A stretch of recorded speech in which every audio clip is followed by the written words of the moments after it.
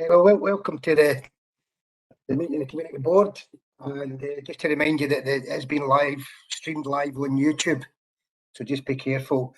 And Ken Wally from the community partnership, that she will record the notes of the meeting. Have we any apologies? Hello yes, there. Chair. Oh, sorry. Hi there. Sorry, it's Liam Bryson, community sergeant from Bellshill Motherwell. Just the apologies from Inspector McLaughlin, not able to attend. Thank you. Anybody else? Yeah, Chair, we have another few apologies. Councillor Linden, he can't come along due to ill health. Councillor Frank McNally, Irene Gibson from Orbison Neighbourhood Centre, and Liz Duffy. And we've received a note on the chat that Hughie Breen will be late as well, so hopefully he'll join us shortly. Thank you. Right, thank you.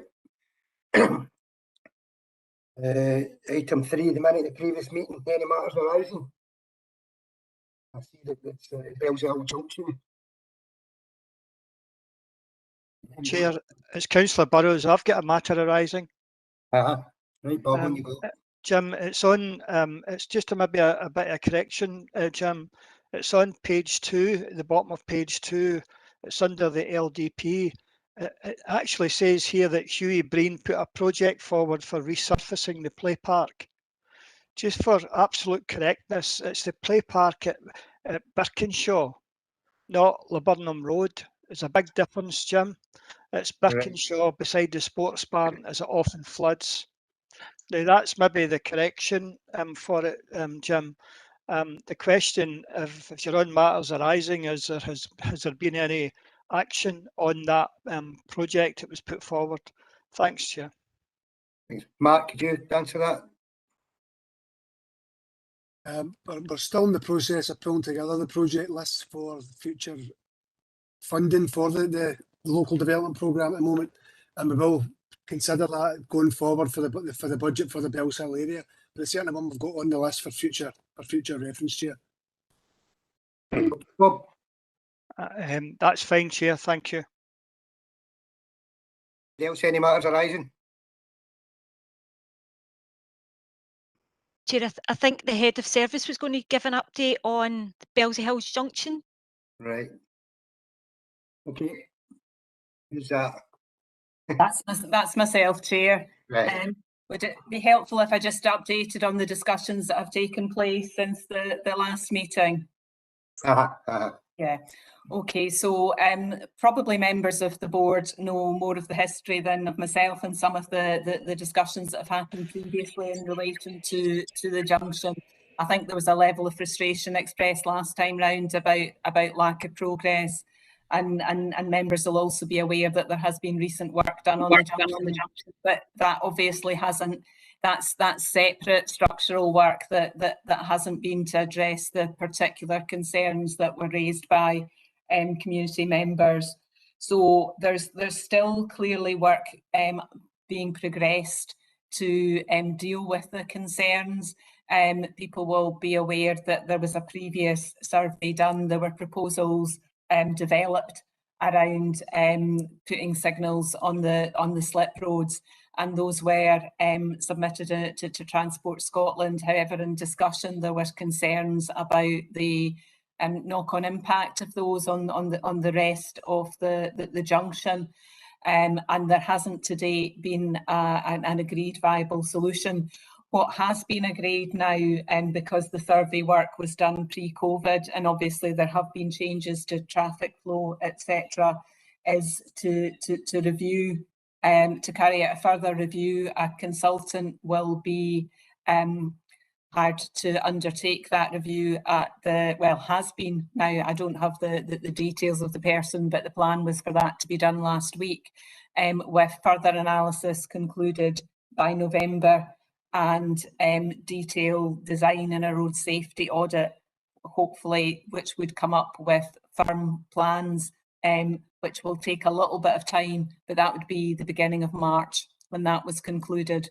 But there's obviously still a commitment to try and resolve the concerns that there have been about the junction, and that's probably as definitive a timetable we can give at this point in time to taking that forward. Thanks. Anybody any questions or points? Chair, it's Councillor Burrows. I've got my hand up. Maybe you haven't seen it there, Jim. Oh, I see it. Aye, sorry. Just Jim, thanks for Alison for that update, Jim. I need to say, as a local member, I'm very, very frustrated with this. It's no your fault, Alison. You've just come into the system, but I mean, this is 5 or 6 years. This has now been going on, and is it going to take an accident to make it a priority at the site? It's been unbelievable. There hasn't been a serious accident. There's been accidents, but there's not, thankfully, been anybody killed at the site. Is that what it's going to take? Because as I understand it, quite clearly, Transport Scotland and the council had got together, had agreed it, and it was due. In fact, I don't know if John McLeish is on the call tonight. John McLeish from Cardinal Newman. I suspect he'll be very frustrated on behalf of Cardinal Newman, because this is something that, especially, I need to say, when the structure was getting done at the roundabout, I thought that would have been the perfect time to be able to do this.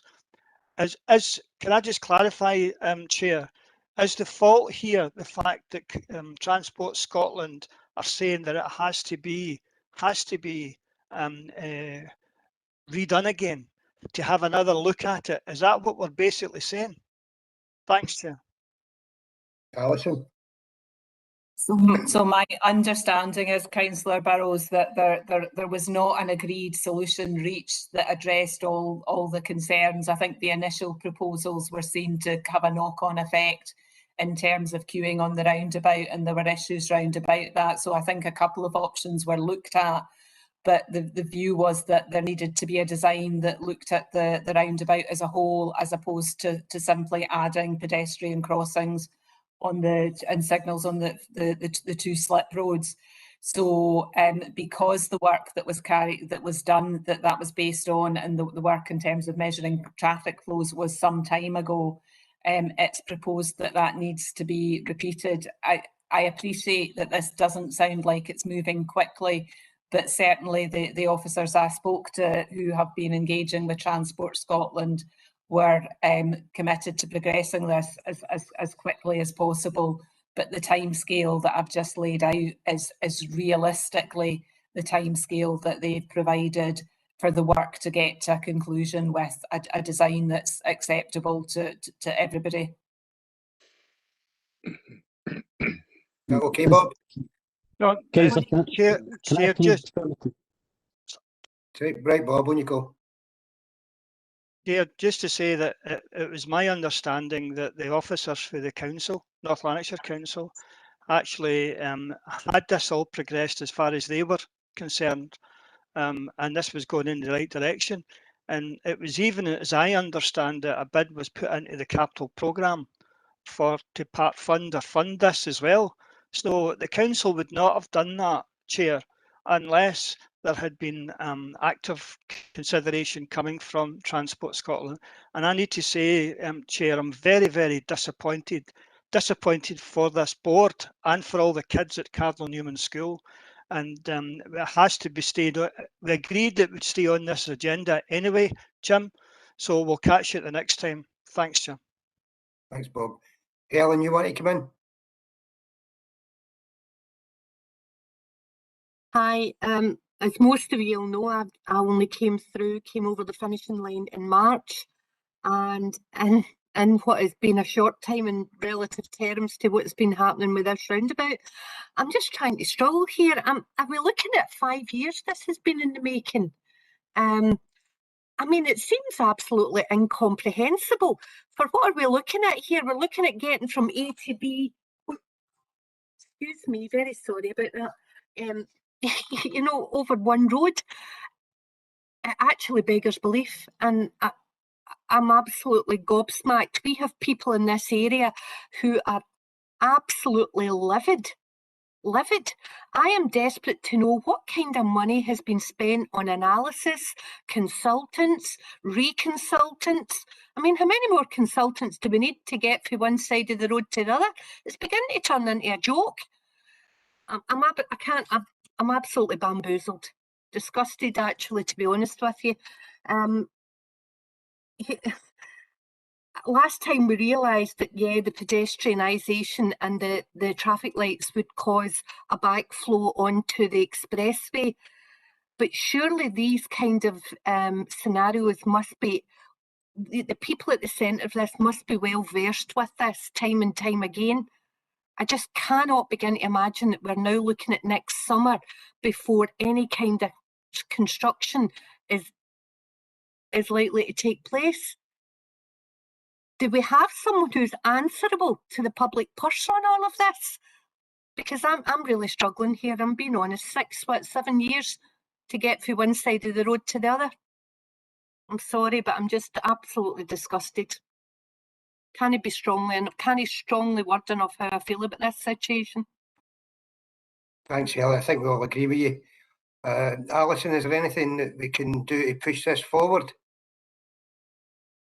I don't want to make false promises to you as a board, because I think where we are now, probably the timescale that we've got is something that, you know, people who are more expert in these matters than me are saying is the realistic timescale to get to an acceptable design for everyone. I appreciate as a board that you're frustrated about the time it's taken to get here.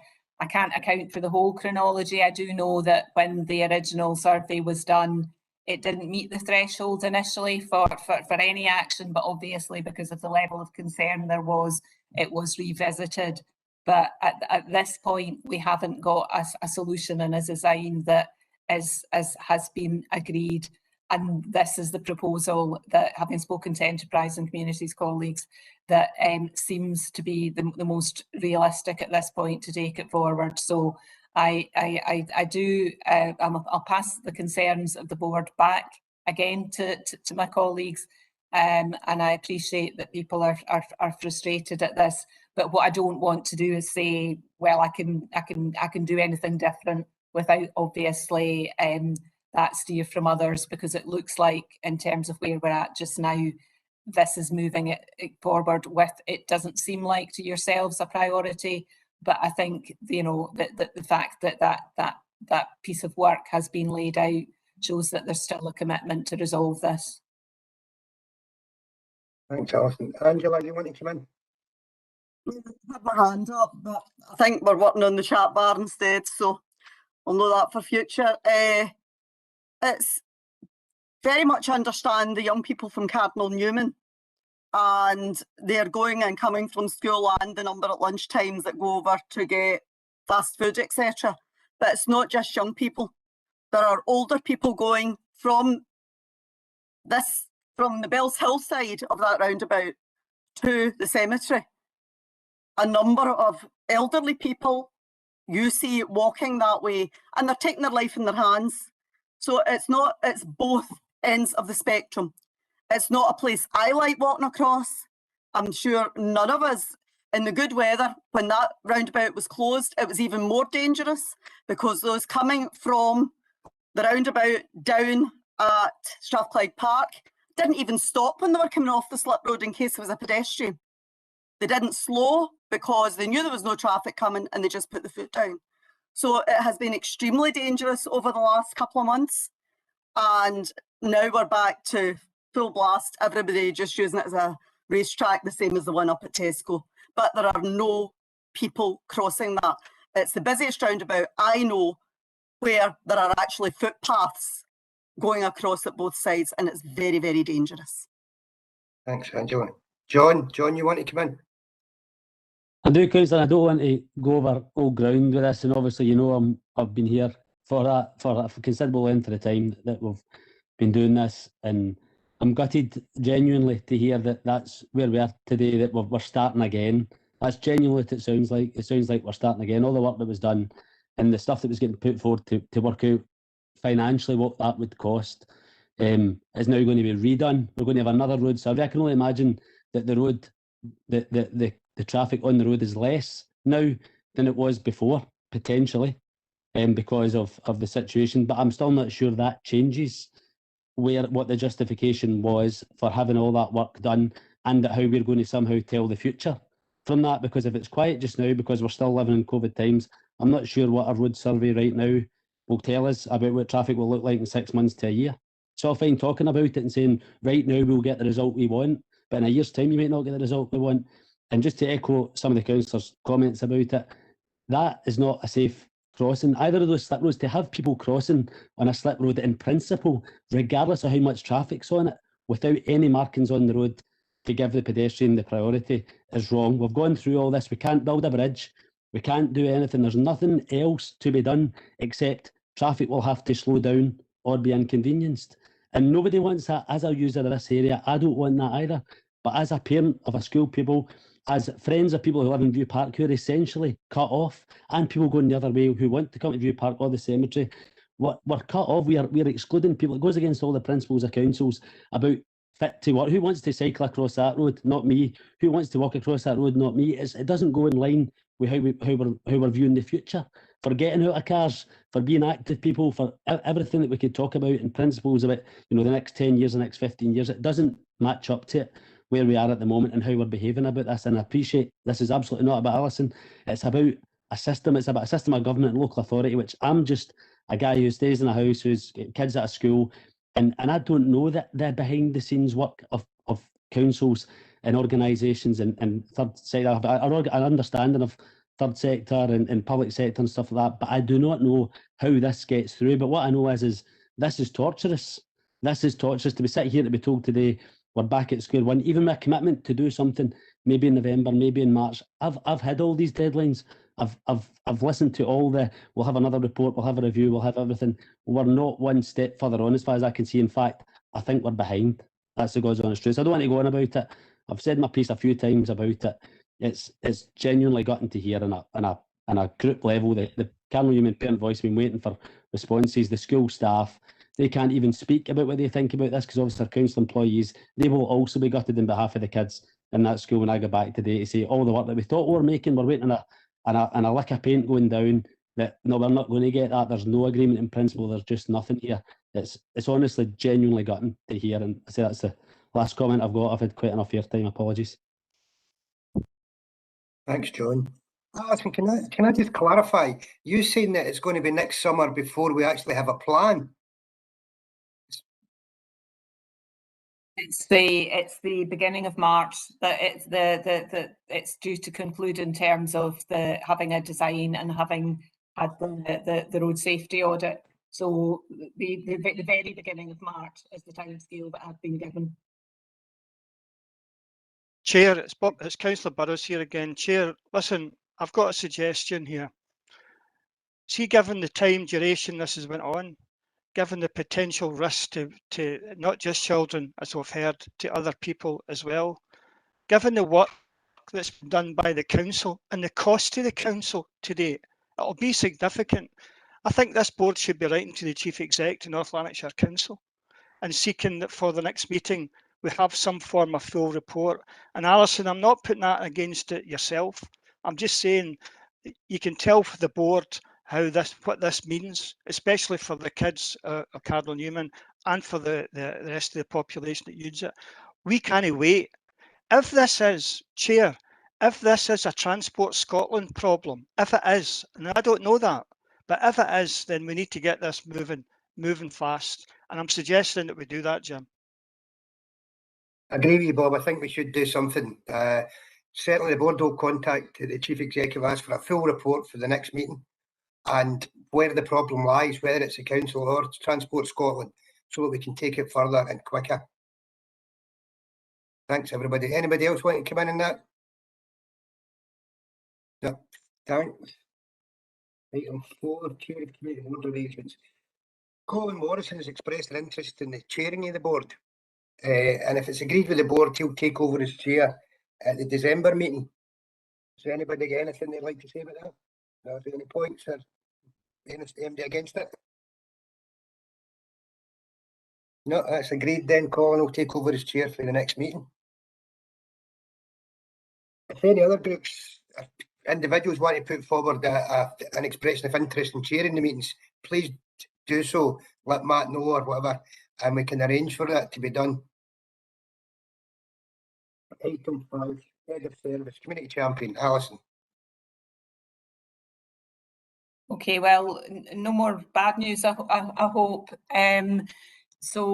Just really to say that the role of the community champion continues to be developed. I think after the last meeting when we spoke about what we hope community champions will offer the board in terms of a link to the council's corporate management team, there was a paper circulated which just gave a little bit of a sort of job description, for lack of a better description, around the community champion role.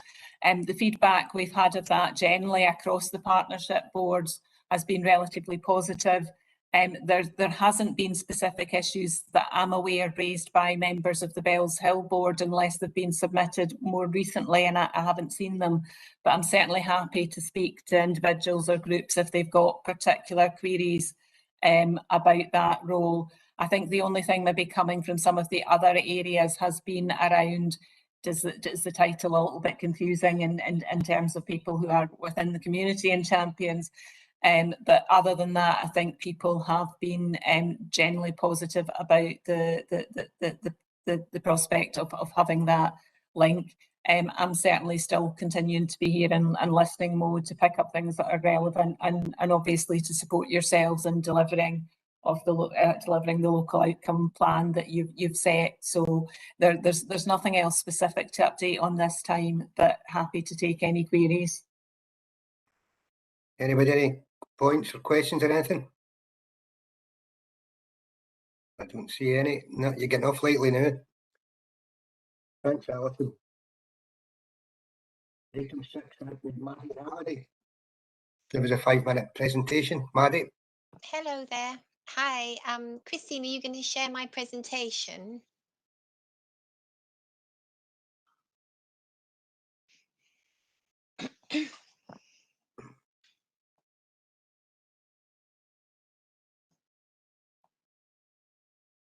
Sorry, Maddie, I'm just trying to figure out how it's working tonight. Doesn't seem to be wanting to do it. Give me a wee second. Okay.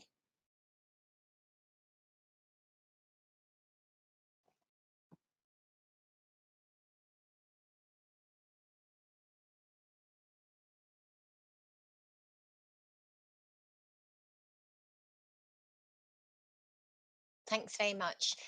So thank you, everybody. I'm presenting on behalf of the North Lanarkshire Partnership Strategic Leadership Board's initiative Action on Climate Together. And although I'm the CEO of VANEL, I was asked to lead on this initiative on behalf of the board, and VANEL is hosting it across and supporting joint action across partnership partners. But each partner and the community and voluntary sector do a lot individually and together. And so in this presentation, if I could have the next slide, Christine, I'm going to say a few words about the climate emergency and the kind of climate action then that people can take mainly at local level, because I'm focusing on community.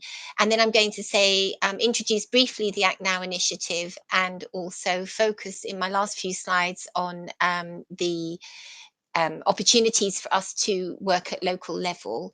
So if I could just have the next slide, please. And the next one. So this diagram, this thermometer, shows you, if you can see the thick arrow in the middle of the diagram on the thermometer, shows that because of global warming caused by human activities, the world has warmed as of 2020 by 1.2%. I think you're probably all aware that the Paris Agreement, which we're still struggling to implement and which is going to be discussed in Glasgow at COP26 in November, set a target that we wouldn't go above 1.5% warming to mitigate the worst impacts of climate change, not avoid climate change, it's already with us. This diagram shows, which is an international climate action tracker, that unfortunately the current policies and targets and pledges that we have across the world are taking us way above 1.5%. So the COP26 event is critical.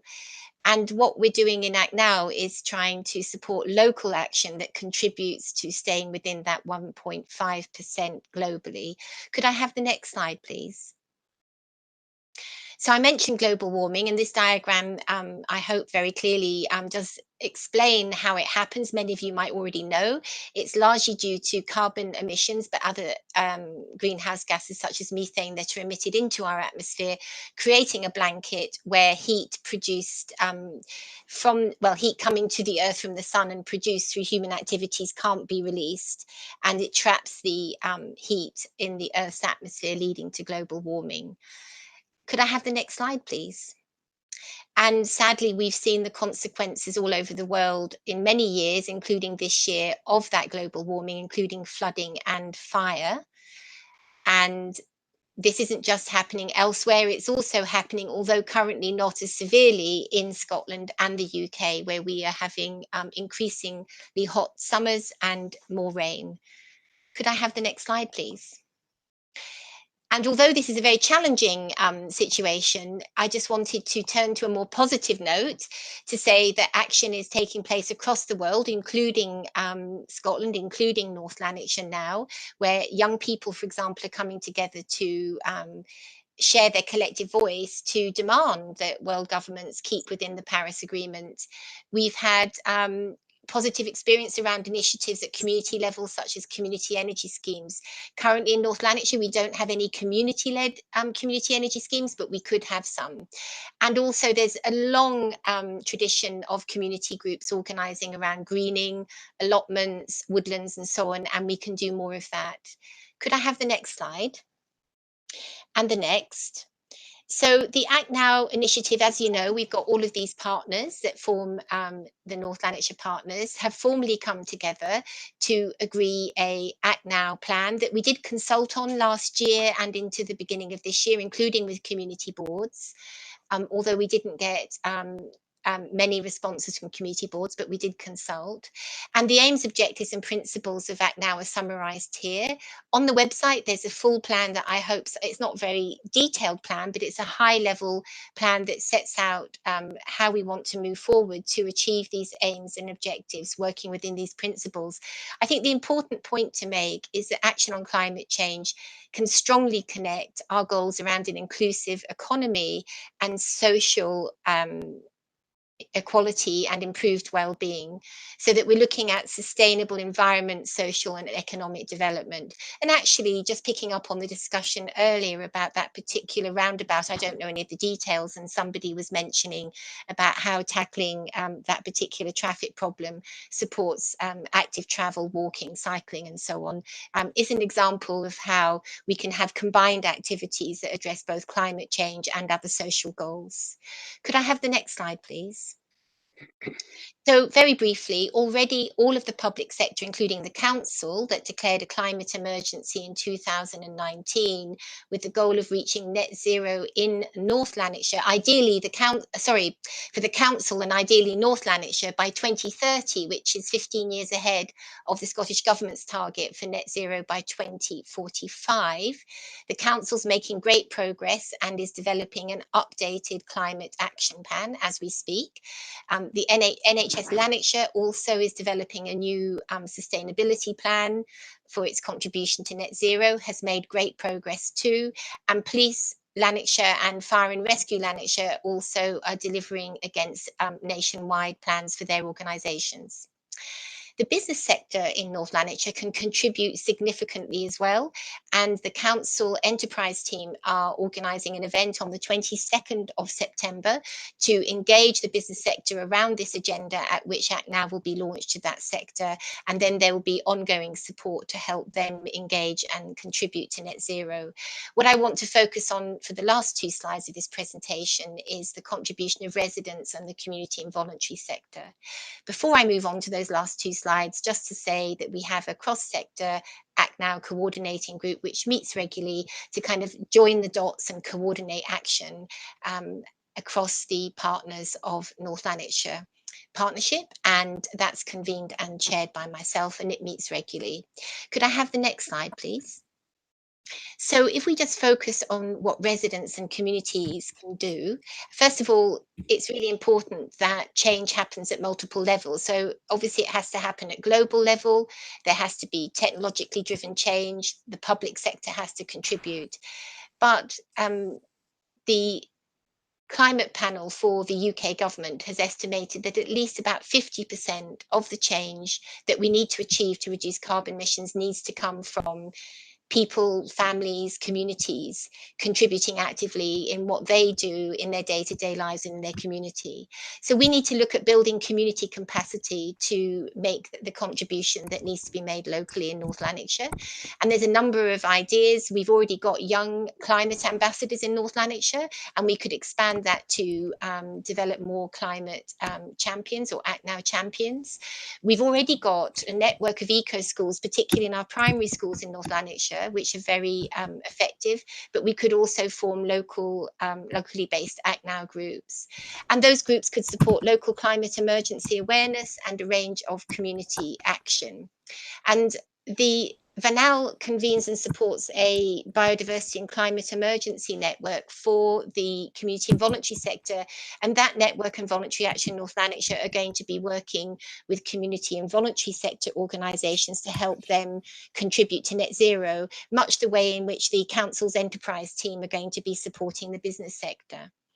So what I just want to conclude on is say a little bit more about the kind of community climate action that could be taken forward in North Lanarkshire, linked into the community board, hopefully, and supported by the board. Could I have the last slide? Thanks.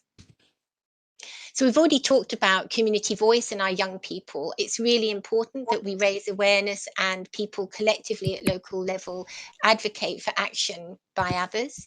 That could include, for example, developing local renewable energy schemes, which could be connected to the grid and actually generate income locally, as well as producing renewable energy. There are schemes across Scotland that are run by community organisations in that way.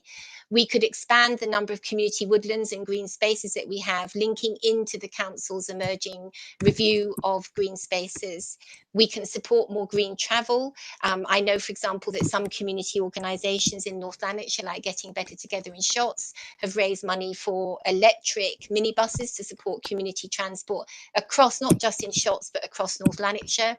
And we can also develop community sharing or upcycling schemes to reduce waste and support people to reuse products more.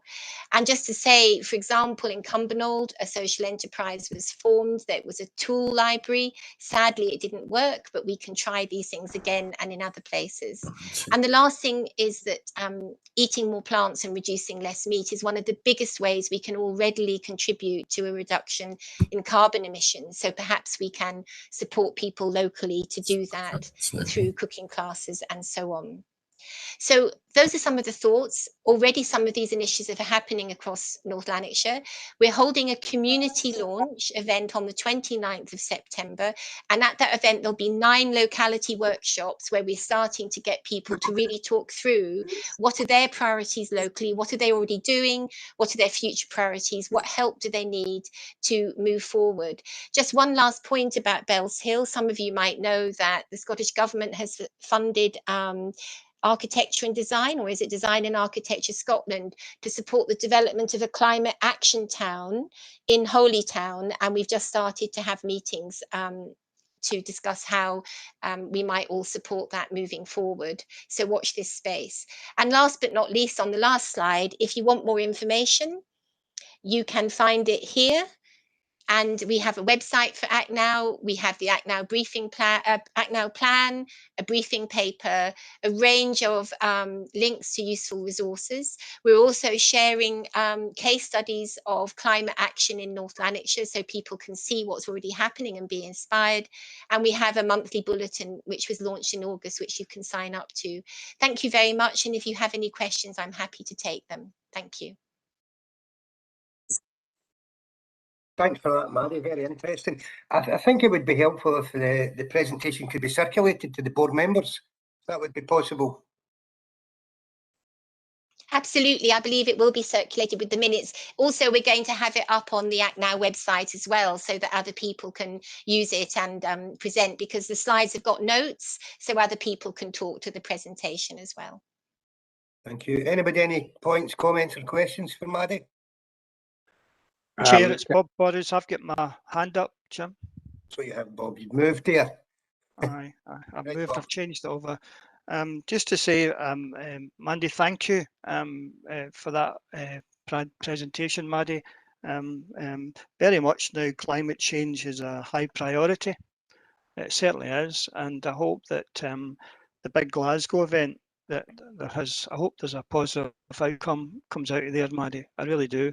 But my question is, what kind of access is there, Maddie, to external funding to support climate change projects? So can you give me some idea of any kind of pot of money that's there? I'm talking about externally. Thanks, Maddie.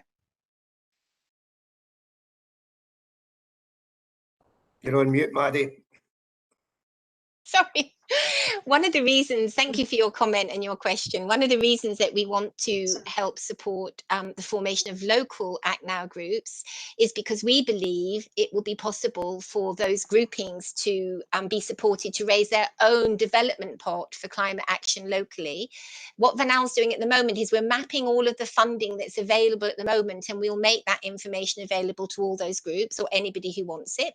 In addition, we and the communities team in the council, and indeed health improvement staff in the NHS, would support local groups to apply for that money where they needed it.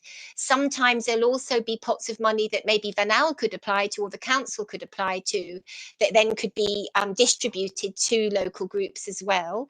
So we're going to be exploring all of those routes, and it's not easy though, because frustratingly, the National Lottery Fund at UK level did actually have a pot open for the whole of the UK, but there were hundreds and hundreds of applications, and we put in a tentative bid, an expression of interest to support some pilots in the community and voluntary sector in North Lanarkshire. We didn't get through.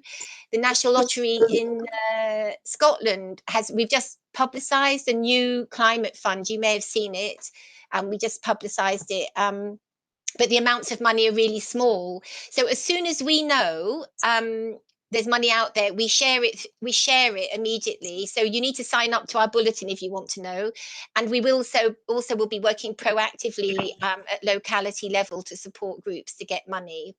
So that's not an easy answer, I know, but we're on the case. Just one last thing, the Scottish Government isn't actually at the moment earmarking or providing much money for local community action, and that needs to change. They're tending to fund at national level. They've earmarked a lot for the business sector, but not for our sector. So I'll finish there. Sorry, that was a rather full answer. Thanks, Maddie. Thanks to you, Chair, for that response, Maddie. I think your very last point is very relevant as well. It's all very well funding national organisations, and I get that they need to do that, but it has to filter down into community level. But to do that as well at community level, we need to make sure that we've got the staff and resources in place to support that, and that's an important thing as well. Thanks, Maddie. Thanks for your time. Thanks. Could I just come back to say, but also what we need is local groups forming to say what they want to do, and then we can help raise the money. So the two things, that's why this is the first stage, is to get the motivation and interest in forming those groupings, and then we can start helping them raise money. Thanks. Thanks, Maddie. Anybody else? Any points or questions? I heard you. What last time? Sorry. Can I talk? Sam Yes. Hunter, yeah, Sam Hunter. Aye, because I once again, I do not know where the facility is to wave your hand. This is an ongoing issue, and we'll get it sorted out at some stage, because obviously, I hate to have to repeat myself, I'm a blind person, so I don't see the controls on the screen, so it needs to be picked up. And at the moment, the Access Panel is in the process of writing a protocol for some of these meetings, so as disabled people's needs or whatever support needs can be taken into account. The one thing I would like to ask is this presentation in an accessible format? Well, I'm sorry if it isn't, but we can certainly provide it in that. Right. So I don't know, but if it's somebody needs to have it, there's software, isn't there, that can actually read from a presentation or a document. So I'll actually have to check that, and I'll make sure that we make it available. And apologies if it isn't currently. Okay. Okay, Sam. Right, thank you. If you want to come in, just give us a shout. But if every time when I go to press this button, it says I'm muted. We'll get there. Okay, carry on. Get there. Anybody else want to come in? I don't see anything. Thanks, Maddie, for your presentation. You're doing a great number. Thank you. And can I just Sorry, say sorry. that, can I just say one last thing? I think that the communities team in the council circulated the invite to the event on the 29th of September to all community board members. Is that right, Christine? Some of them have been sent, but we waited until this board has been finished before you did your presentation, Matt. Okay. So you'll get that, and so I'd be really keen to see as many of you possibly as possible who are here tonight joining that, so we can take it forward. Thank you so much. Bye, everyone. Bye. Alison, you want to come in? Oh, apologies. It was really just to add to what Maddie had said earlier about the potential work in Hollytown in terms of Architecture Design Scotland. So, and unfortunately, well, it's support rather than money that they're offering at the moment, but they are keen to obviously connect with local community groups and potentially with this board in future. So it's maybe Maddie and Matt can advise when it might be appropriate and the best way to do that. But just to say that there is interest and they are keen to connect with local community organisations. Thank you. Thanks, Alison. I'm sure Matt and Maddie can get together and we can work out something, because there's not a lot of community organisations in Hollytown. No. We had a good meeting the other day with various colleagues, and there's some thoughts emerging about a way forward. So I'm sure that other colleagues here will bring this back to the community board in various ways. But you're right, there aren't a lot of organisations. We were trying to start some just before the pandemic, but the pandemic's going to put a kibosh on it. But however, we'll get there. Anybody else? Thanks, Maddie. Thank you. I'll say goodbye now. Bye-bye, everyone. Bye. Bye. Item 7, driving digital locally. Lynn. Thanks very much, Chair. Good evening, everyone. Thank you very much for allowing me to join your board tonight, just to provide a quick update on the Driving Digital Locally framework. My name is Lynn Gow. I'm the Communications and Engagement Lead for the Council's Digital NL programme. You might recall that back in March, one of my colleagues came along to your board meeting and delivered a presentation on the Council's Digital NL plans.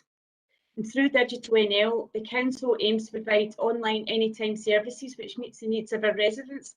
However, we really need to truly understand what those needs are, and as such, we have now launched the Driving Digital Locally framework. So I just wanted to update you tonight on the progress of where we're at with that. At the end of the presentation in March, our ask at the end of the presentation was for volunteers to join our newly created digital subgroup. The purpose of the group was to maximise the use of digital services for our communities across North Lanarkshire and to drive effective collaboration and engagement with communities to develop the Driving Digital Locally framework. I'm delighted that I had quite good representatives from all over the board areas. So the group's made up of reps from all over, and we meet on a monthly basis.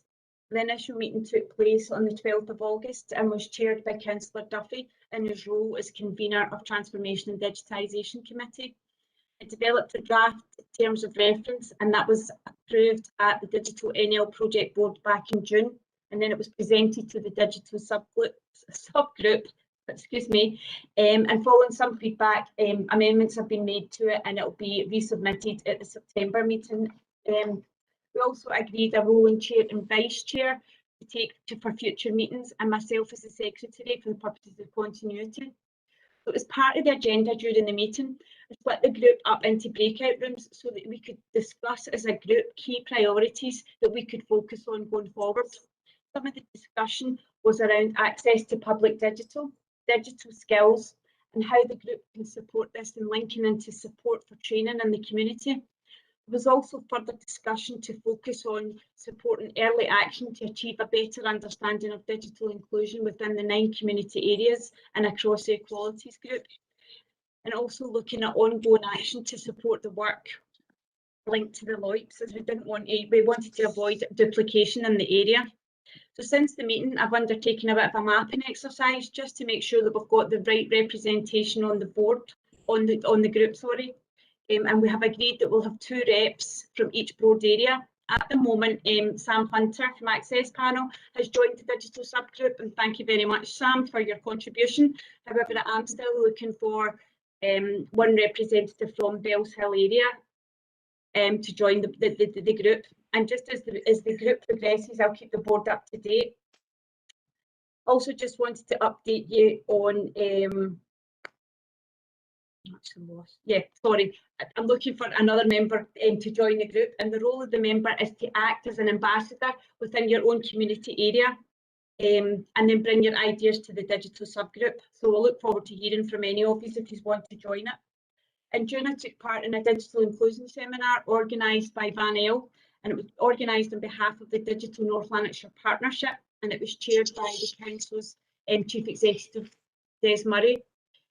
It was aimed at those in the partnership and other organisations to explore how they can work more closely together and more effective to increase digital inclusion within North Lanarkshire, and also to reaffirm the commitment to the Digital North Lanarkshire Partnership. We put the delegates up into workshops to discuss key actions that we need to take to accelerate digital inclusion in North Lanarkshire.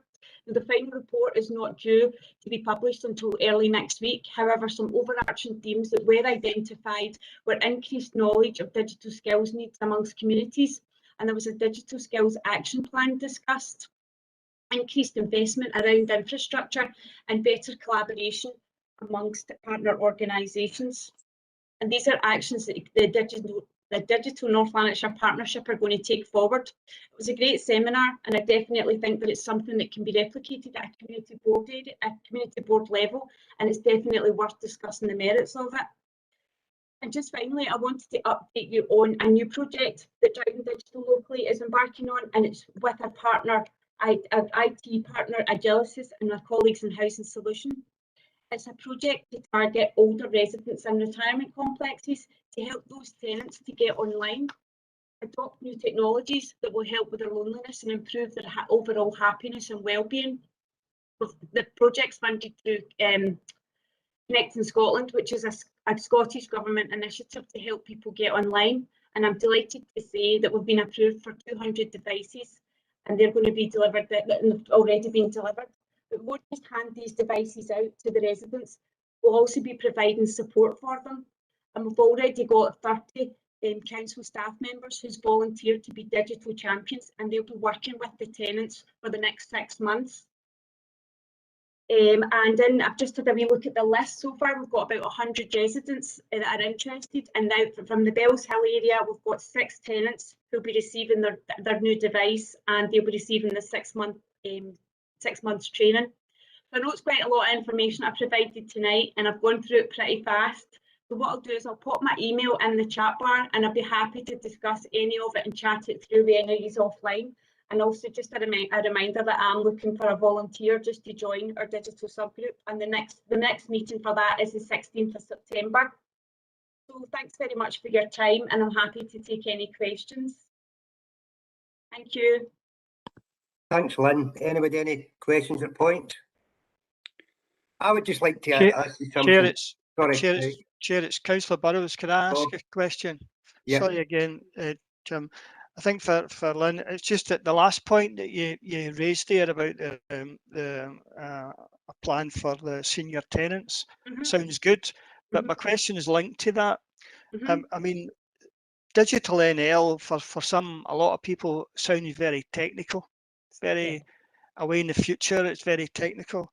I'm going to put you in the spot a wee bit here. I think I'm going to say to you that if you could look ahead to a year and a half from now, what would you hope would be in place that isn't here at the moment? It certainly would be a benefit to the people of North Lanarkshire. Yeah, they're a question for you. I know, yeah, it's a question, definitely. I think we're in North Lanarkshire, I think we're definitely doing well with digital inclusion, but we're definitely at the bottom of the hill, and I think there's still a long way to go. And I think what we need to put in place is better collaboration amongst like groups like yourself, there's lots of digital services out there, and it's maybe just communicating that better and getting people to understand what is out there and what's available to them. And I think if I could achieve that in a year and a half, I would be delighted.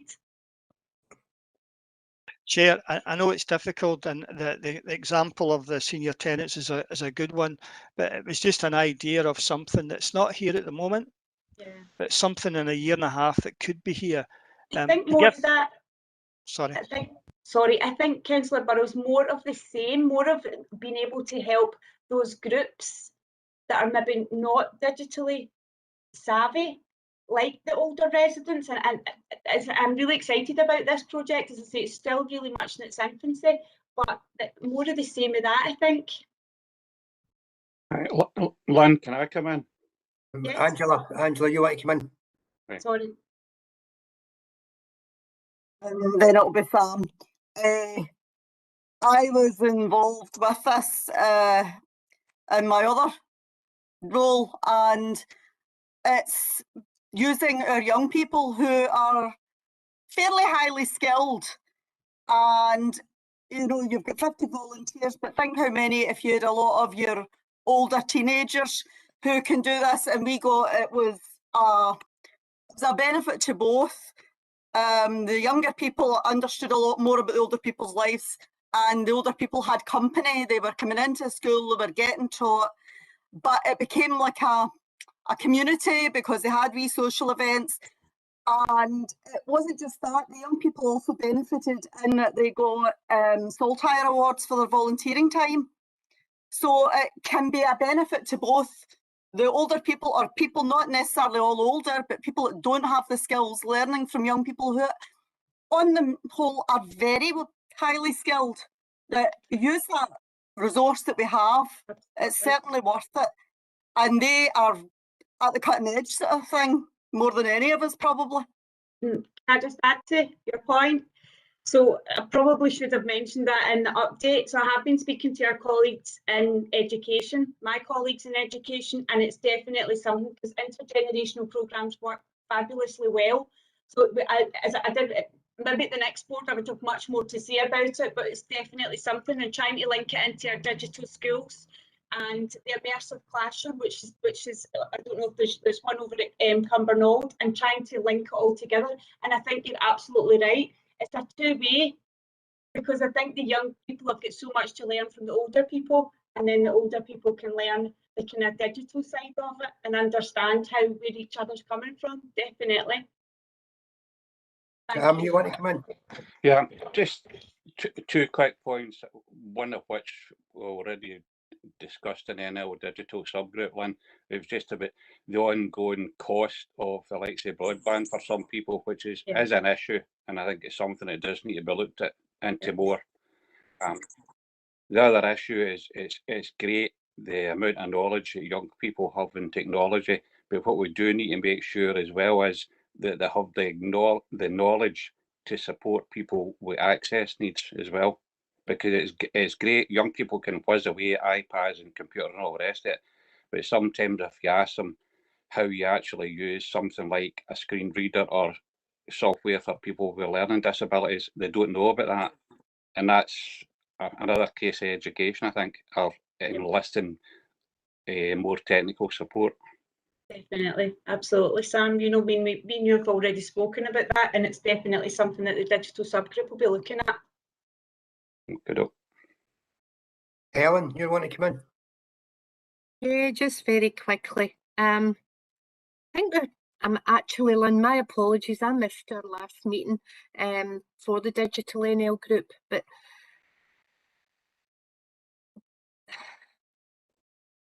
approaching the digital poverty, as I say, is a subject in itself. The end game is for obviously inclusion, especially with, as we say, certain groups, and maybe those who are at this point excluded. And if we take the elderly members of older persons groups, we've got 25 people on here tonight, maybe 26.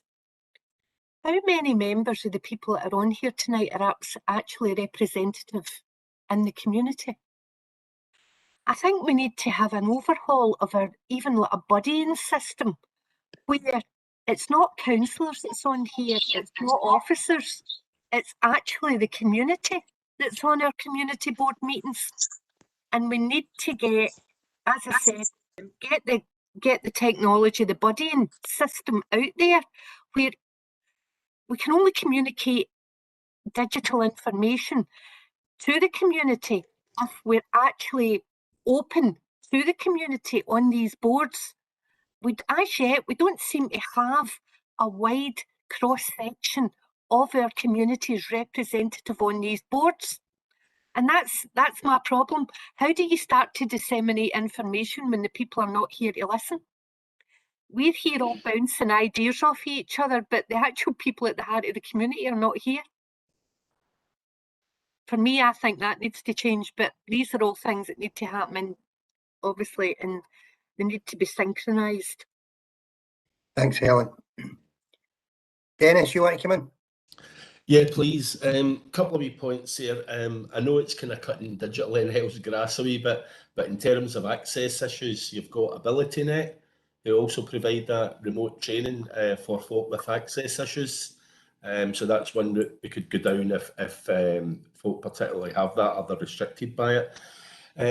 In terms of what the last lady was just saying about how do we get the information out, I've been working on this for a while, and we're kind of looking for people who have a great need and want to learn it, but also maybe have a carer or a family member who's willing to supplement the training that they would get, so that they're maybe texting, for instance, on a daily basis. But I think you have to, when you're dealing with certain sections in society, you have to think, what's in it for me? Why should I do it? So I think something like workshops around the various benefits that can be accrued from going online, whether it's savings, connections. The one that we're trying to do at the moment, we're just going to call it Chatterbox Project, because I want folk to think of the tablet as a way that they can speak to their family, so they can either text, message, video call, or simply use as a telephone.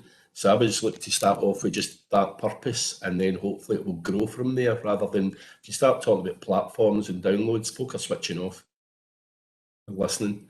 So I think we have to meet them, even doing, maybe having them taking part in a Zoom call and then saying what you're actually doing now when you're speaking to that person. This is a Zoom call, and then working back the way.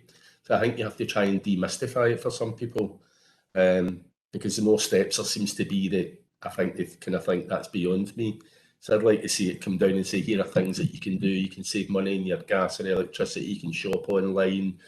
You can connect with your family. You have to show what's in it for them. Absolutely, I agree.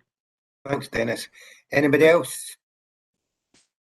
I would just like to ask one thing, Lynn. It's a great idea that's going in for the elderly, into the sheltered housing. But what about all the elderly people that don't stay in sheltered housing, who are lonely and they don't have anybody to? Have you any plans to roll it out to them as well? Not at the moment, Jim, because it was the funding route that we had to take in order to get them. Connecting Scotland, it was through a fast track route, and it was specifically for elderly tenants within retirement complexes. However, I know that there has been devices that's been given out through our health and social care, and through our education as well. So it's not just.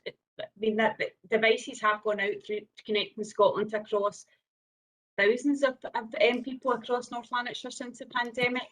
But I do take the comments on board, absolutely, about trying to roll it out. And I think it's, as I said, digital subgroup has only met once. It's very early on in its creation, so it's definitely something that we'll be looking at and discussing. Can I come back in there again, please? Yes. Yeah, we're in the process of doing that, trying to roll it out to our members, and we were trying to think the best way to do it and be accountable for it.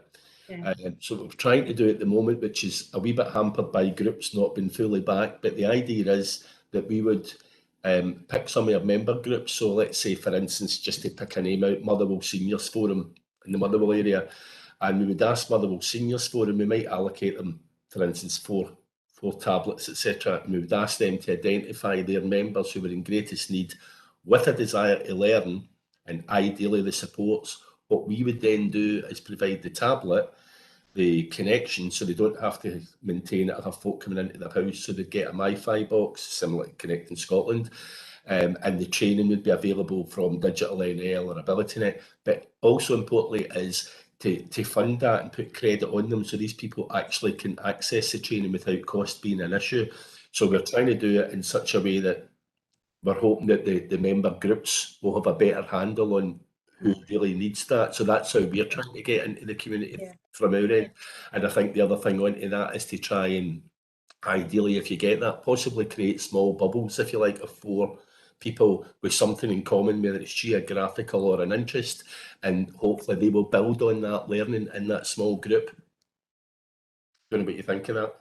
Yep, no, that's similar to what we've done in some of the retirement complexes, because as they've started to now, they can meet face to face in small groups, and that's what we've done. We've said that they'll feed off each other, they'll start to build different relationships, and what will happen in the long term is the digital champion will be able to take a step back, because they'll actually be feeding off each other and helping each other. Can I just ask, so the MiFi box, would the idea be that the retirement home or complex would have the MiFi box that they could... Yeah, if they need a MiFi box, they get it with the device. Yeah. I was thinking one MiFi box might, if folk have got their own device, they could use that as a connection point, and we could then deliver training into the common room of the complexes without having to visit, which might help if you have to go back into lockdown again. Yep. Thank you. Christine, you were wanting to make a comment? Yeah, I just wanted to make a quick comment, Chair. It was just to say that there are a number of community groups and organisations around the table tonight, but we're doing our very best to ensure that we'll make every effort to encourage attendance from local groups and organisations. But what I would also like to say is just remember that people round about the board tonight, we've all got contacts within the local community. We need to all be trying as much as possible to engage and encourage people to kind of participate. So if you are aware of any groups or organisations who are not round the table, who you're aware of, and please let us know, and we'd be happy to include as many organisations as are interested in being on the board. There will be times though that some organisations might not have the capacity to be able to come to the board, but we want to ensure that they're still included in some way, that we're contacting them, we're making sure they're getting information and they've got an ability to kind of feed into the boards as well. So that's really all I wanted to say. Chair, thanks very much. Thanks, Christine. Mark Coward, you get your hand up. Thanks, Councillor. It was just to draw Lynn's attention to the chat box. There's a myself included, and another couple of organisations are keen to kind of meet up and see just how we can support that. So there's a couple of email addresses there, Lynn, just for you to take note of, and happy to try and facilitate something so we're on the one place at the one time, rather than you coming and meeting us all independently. Great. Sounds good. Thanks a lot. Anybody else? No, thank you. Thanks, Lynn. Thank you. Thanks very much. And that's housing strategy update. Who's giving us that? That's myself, Margaret. Thanks, Christine. Thanks, Chair. I'll just open up this presentation just now.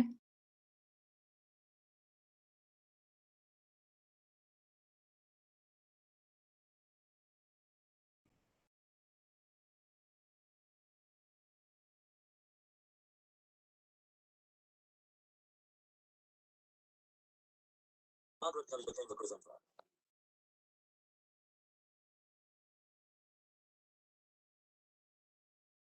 Okay, thanks everyone for the opportunity to come and give you a very brief update on where we're at with the draft local housing strategy.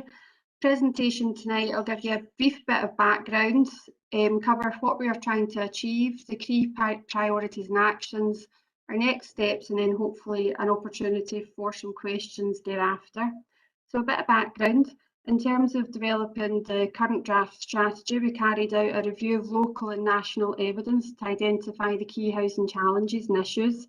And we're also in the process of carrying out a refreshed housing need and demand assessment. And that helps us identify how much housing we need across tenures. A range of consultation was carried out in phase 1, and we had a really positive response to that. We had over 1,000 people sharing their views on their housing priorities and their key housing challenges. And you may also recall that in November last year, we carried out a brief presentation at the community board meetings then, and we received lots of feedback and information in relation to the key emergent issues at that point. All of this feedback has been considered in terms of developing a finalised strategy. So what are we trying to achieve? This is our overarching vision set out in the strategy. It is to make North Lanarkshire the place to live through the provision of high quality housing and support in sustainable communities that enables people to thrive and prosper. This overarching vision is underpinned by 7 strategic housing outcomes that cover the main key housing areas. So that covers housing delivery, increasing the supply of housing in North Lanarkshire. It covers the creation and maintenance of sustainable communities, tackling homelessness, supporting independent living, provision of accessible housing and supporting health and wellbeing, tackling climate change and fuel poverty, and the housing contribution to achieving our net zero target by 2030, whilst ensuring that we don't adversely impact in terms of fuel poverty, improving house condition across tenures, and also looking at the private rented sector in terms of improving accessibility, but also driving up standards and quality within that sector as well. So broadly speaking, our actions can be categorised into 3 main categories, and the first one is meeting housing needs. So what do we want to do? Ultimately, we want to meet housing needs so that everyone has access to a home that is affordable and meets their individual needs in a place that they want to stay. So we will deliver and increase a broader range of housing tenures, which involves developing a self-build register, which is new for local housing strategies. And that will involve looking at ways in which we can use planning policy and land to support this. We will also continue to deliver our high quality new affordable homes programme. And as most people may be familiar with, we have one of the most ambitious council new build programmes in Scotland, with a target of 5,000 new council homes planned for delivery by 2035 and 3,000 affordable homes across council and registered social landlord over the next 5 years set out in our strategic housing investment plan. Within this, we will make sure that we increase our provision of wheelchair and accessible homes, but we will also work with private developers to increase the number of wheelchair homes in the private sector. To help us increase our supply, we'll be looking to expand our open market purchase scheme, which also helps us with other key priorities such as tackling empty homes and also helping us to enable common works in mixed tenure blocks. And in our collaborative efforts with our partners to tackle homelessness, we will improve access to permanent housing, reduce time spent in temporary accommodation, and look to provide wraparound support for people with the most complex needs. In terms of sustainable communities, we recognise that homes and places need to work in tandem, and our actions focus on delivering more for new and existing communities through supporting the delivery of homes in our town centres through our town visions, and also progressing our tower reprovisioning programme. And by working with our partners and other services, we will look to locate homes closer to services, facilities and transport links so that homes are well connected and support wellbeing. And it very much links into the active and sustainable travel strategy as well.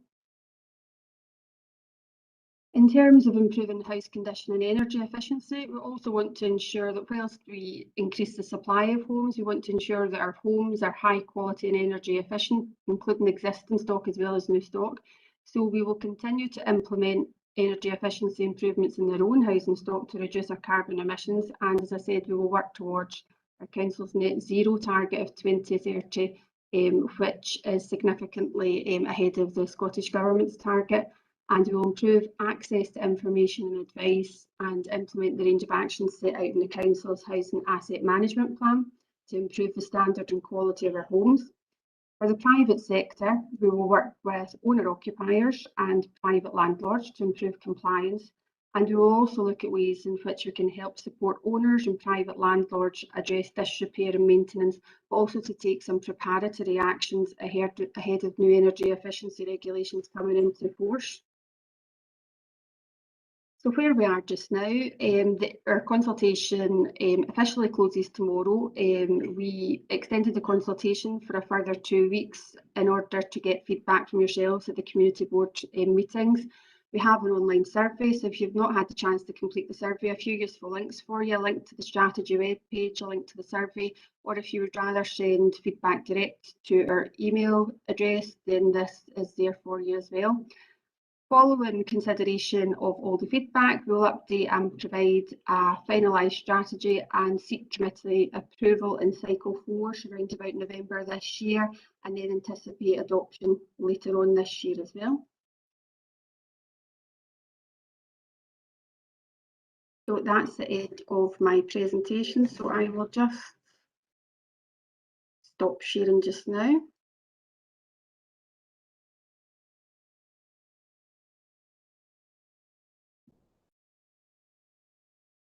And happy to take any questions, Chair. Thanks for that, Margaret. Anybody, any questions or points, comments or anything?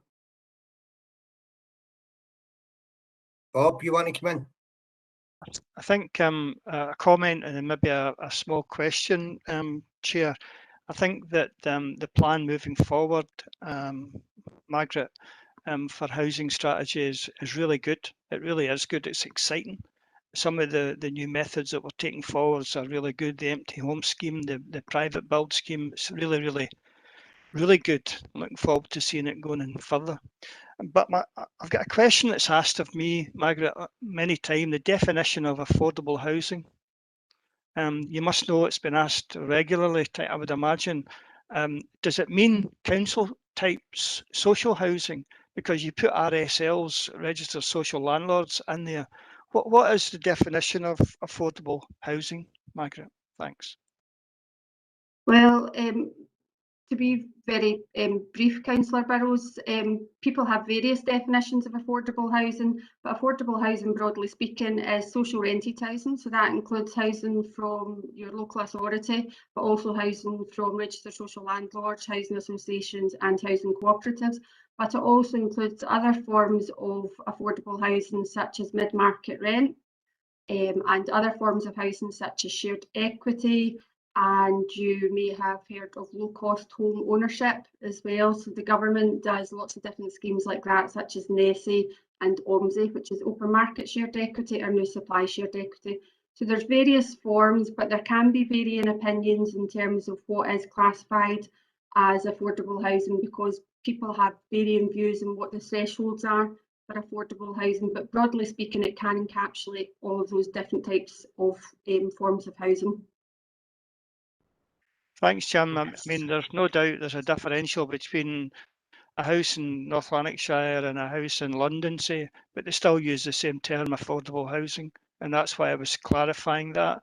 I think that what you're saying basically is that affordable housing for our purposes is housing that's for in the rented sector from councils or RSLs. Thanks for that. Thanks, Bob. Anybody else want to come in? Any questions or comments? No, thanks for that. Oh, wait a minute. Dennis, you want to come in? Yeah, I just want to ask Margaret, was there any movement on, I believe about a year ago or more, there was a tech house that could be viewed to give folk an idea of the type of technology that could be coming. Do you know when that might be viewable?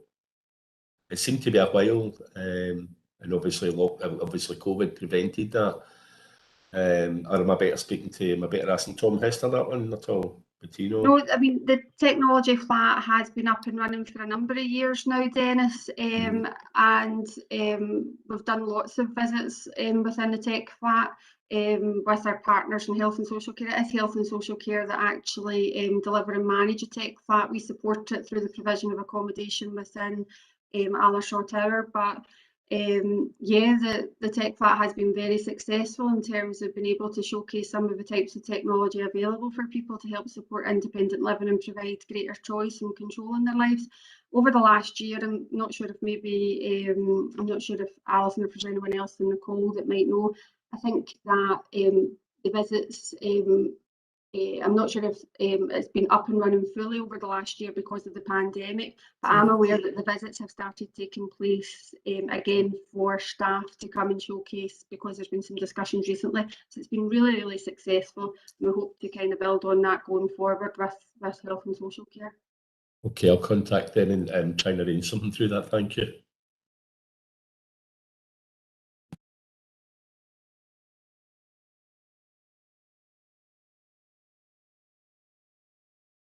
You're on mute, Jim. Anybody else want to ask a question or anything? No. Paul Finnan raised a hand, Chair. Sorry? Paul Finnan. Paul Finnan. Paul, you want to come in? Paul?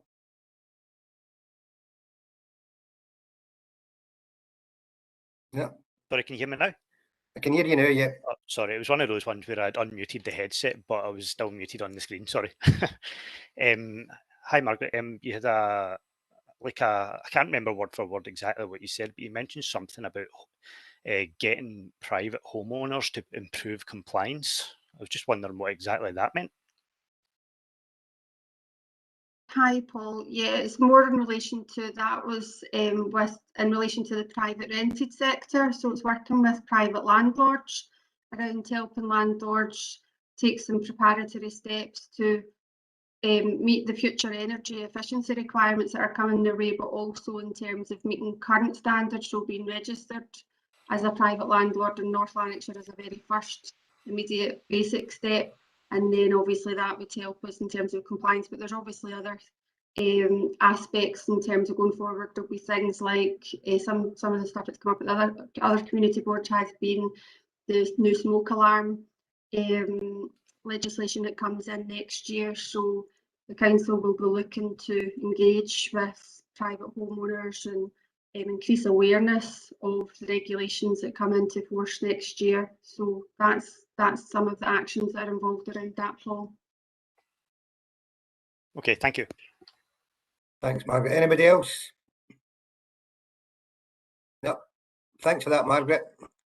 Move on. Flexible funding. Matt. Thanks, Chair. The report that was sent out is to update on the report that was previously submitted to the Community Board regarding the Flexible Fund that was put out to local community groups and also impacted quite positively on a number of groups across the area. There's been additional flexible funding has been made available now for a digital fund within North Lanarkshire, and the closing date is actually today for that fund. The information was sent out several weeks ago to a number of organisations, including the Community Board, and it's an opportunity for local groups to make an application for up to £1,000 for digital devices to support them in the work they're doing in the local communities. So we welcome those applications to come in. In addition to that, there's also an opportunity for we're developing further training in conjunction with New College Lanarkshire and other partners to support local community groups and volunteers in relation to the use of digital resources, etc., within their organisations, and also volunteers. The report itself gives you some information about the work that's been undertaken by the communities team, community learning and development, and also the financial inclusion team, and some of the impact on the funding that's been invested within our local communities. And Appendix 1 shows the funding for local community groups. It was awarded in the last cycle of funding from the Flexible Fund, and just giving more information in relation to that. I'm happy to take any questions, Chair. Any questions for Matt? Hughie, you're wanting? Can you hear me okay, Chair? Yes, yes. It's on the flexible funding that Matt reported there. And I was looking at Appendix 1, Matt, and it's great to see a lot of the local area in North Lanarkshire getting funding. But I was very disappointed that my own local community council, Thornwood Community Council, were awarded 0. Now, people will probably tell me the reasons for it. They were below the 35 pressure point or what have you. But I think you've got to appreciate that these are community councillors. They're no solicitors. So I don't know what's wrong with their application. All I know is that they go out in the winter and clear the roads for the pensioners and other areas. And they do that for weeks on end. And in the spring, they go out litter picking. They've done a hell of a lot of litter picking recently. And then they're out quite near me where all the villages have to get this Thornwood sign or Cleland sign or whatever your moral sign.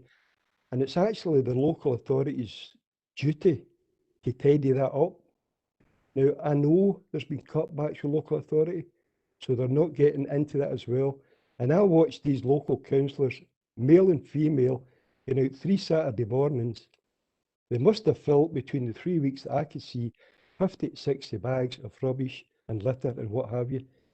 And 2 weeks after that, the local authority workers come out to do it, unknowns to them that it was had already been done.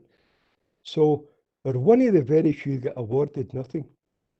And I am actually a member of the Community Council. I'm not an active member, but I watch these residents going out there in all sorts of weather, and to hit them with nothing is a slap in the face. And I do believe it's because they had the Thornwood sign in front of them, Thornwood Community Council. And I would like our community champion, Alison, to find out the reasons why they were awarded nothing, and all other communities get something, quite a few £1,000. Well, if Alison could maybe get time, I know she's a busy lady, look into that and maybe drop them a wee letter, I'd give them a reason why they get this slap in the face. Thanks, Chair. Thank you.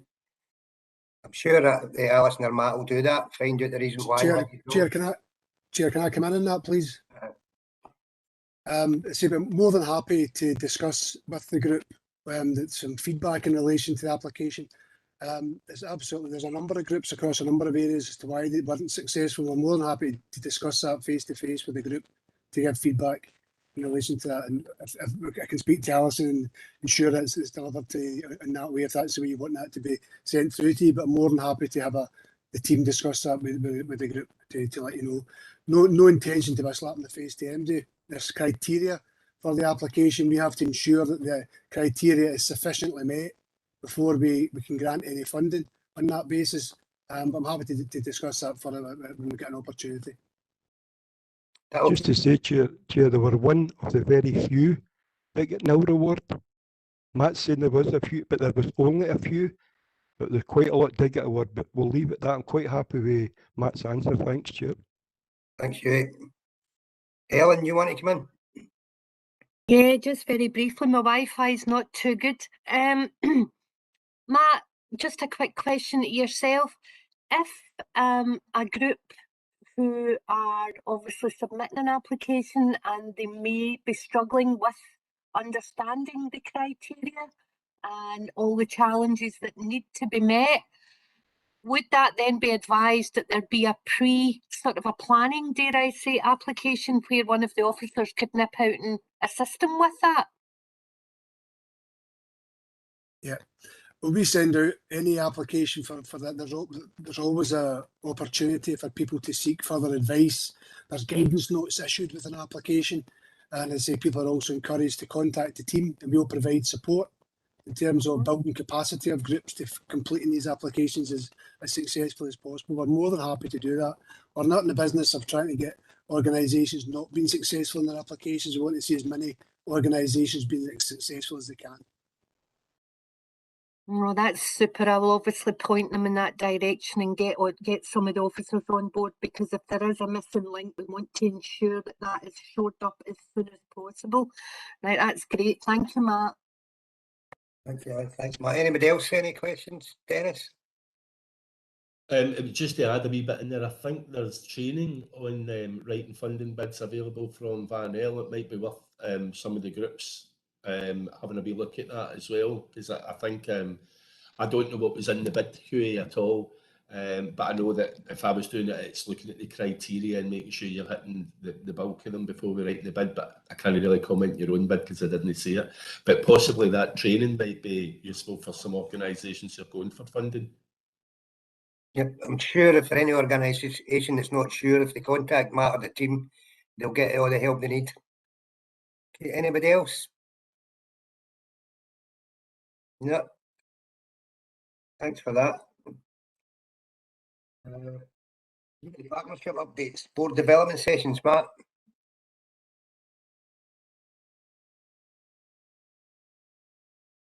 Thanks, Chair. Just a further update. You'll recall at the last meeting of the board, we had some information and discussions regarding the board development sessions and the ongoing development of the training needs assessment. Well, that has been undertaken just now, and we extended that for an extra 3 to 4 weeks to allow as much feedback as we could on that. So there's been a slight delay in pulling together a more comprehensive report and what we're going to be looking at as far as the board development sessions are. But there's some early indications. We've had about 26%. That's increased since the last figure of people who have submitted their survey, which is, it's not a bad turnout in terms of the information that we requested from local groups and organisations. But it's identifying a number of areas that are looking to have further development on through the board development sessions. And currently it'll look at community asset transfer, the local development programme, participatory budgeting, local outcome improvement plans, the budget processes for ourselves and for our partners, and partnership working generally. Other areas regarding operation of the board, managing conflict, managing priorities, and how we address dealing with and getting encouraging more input from our seldom heard groups. So as a timetable is delivered, further communication will be carried out with all the boards, with a further more detailed report provided to the board as we then move forward to the actual board development sessions and how that's going to be undertaken. And you'll be made fully aware of that, Chair. Happy to take any questions. Thanks, Matt. Anybody any questions or comments? No, don't see anything. No. Thanks, Matt. Local development programme, Matt again.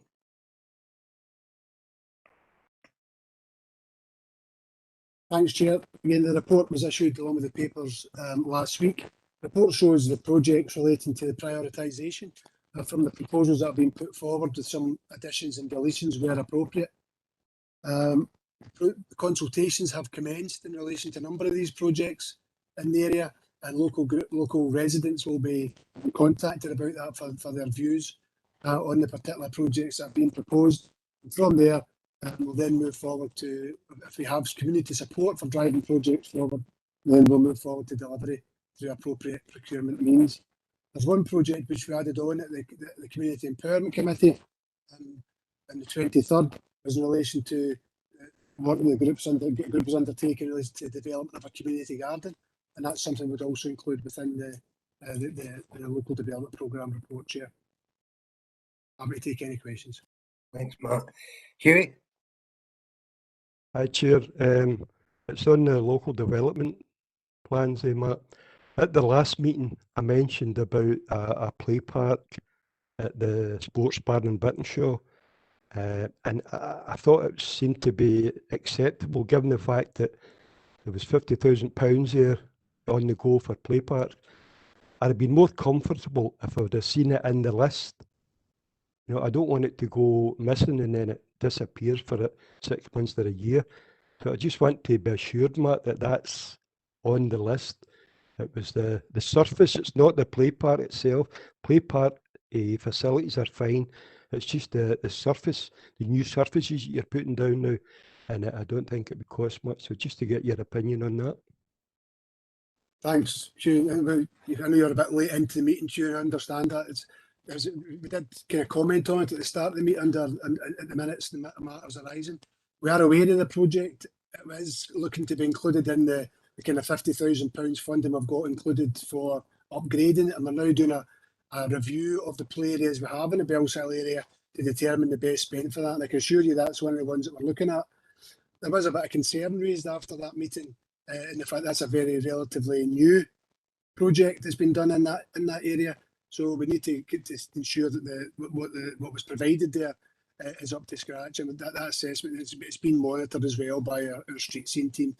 Be assured that it is one of the projects that we are considering for inclusion on that list. If we can get something done in there that's required, we'll certainly take that forward. Thanks, Matt. Can I come back in, Chair? Sorry. Right, you. Sorry, just so there's no confusion. The new part, Matt, is perfect. You know, you couldn't ask for any better. The part I'm talking about was the under 8s playground that was there long before you put the stuff in for the elderly, you know, the 8s and over, 8 to 14 or 8 to 15. So no, the new part is perfect. The only one I'm talking about is the one for the toddlers that was put in quite a few years before this new one. But thanks anyway, thanks. Get that checked out, Chair. Bob?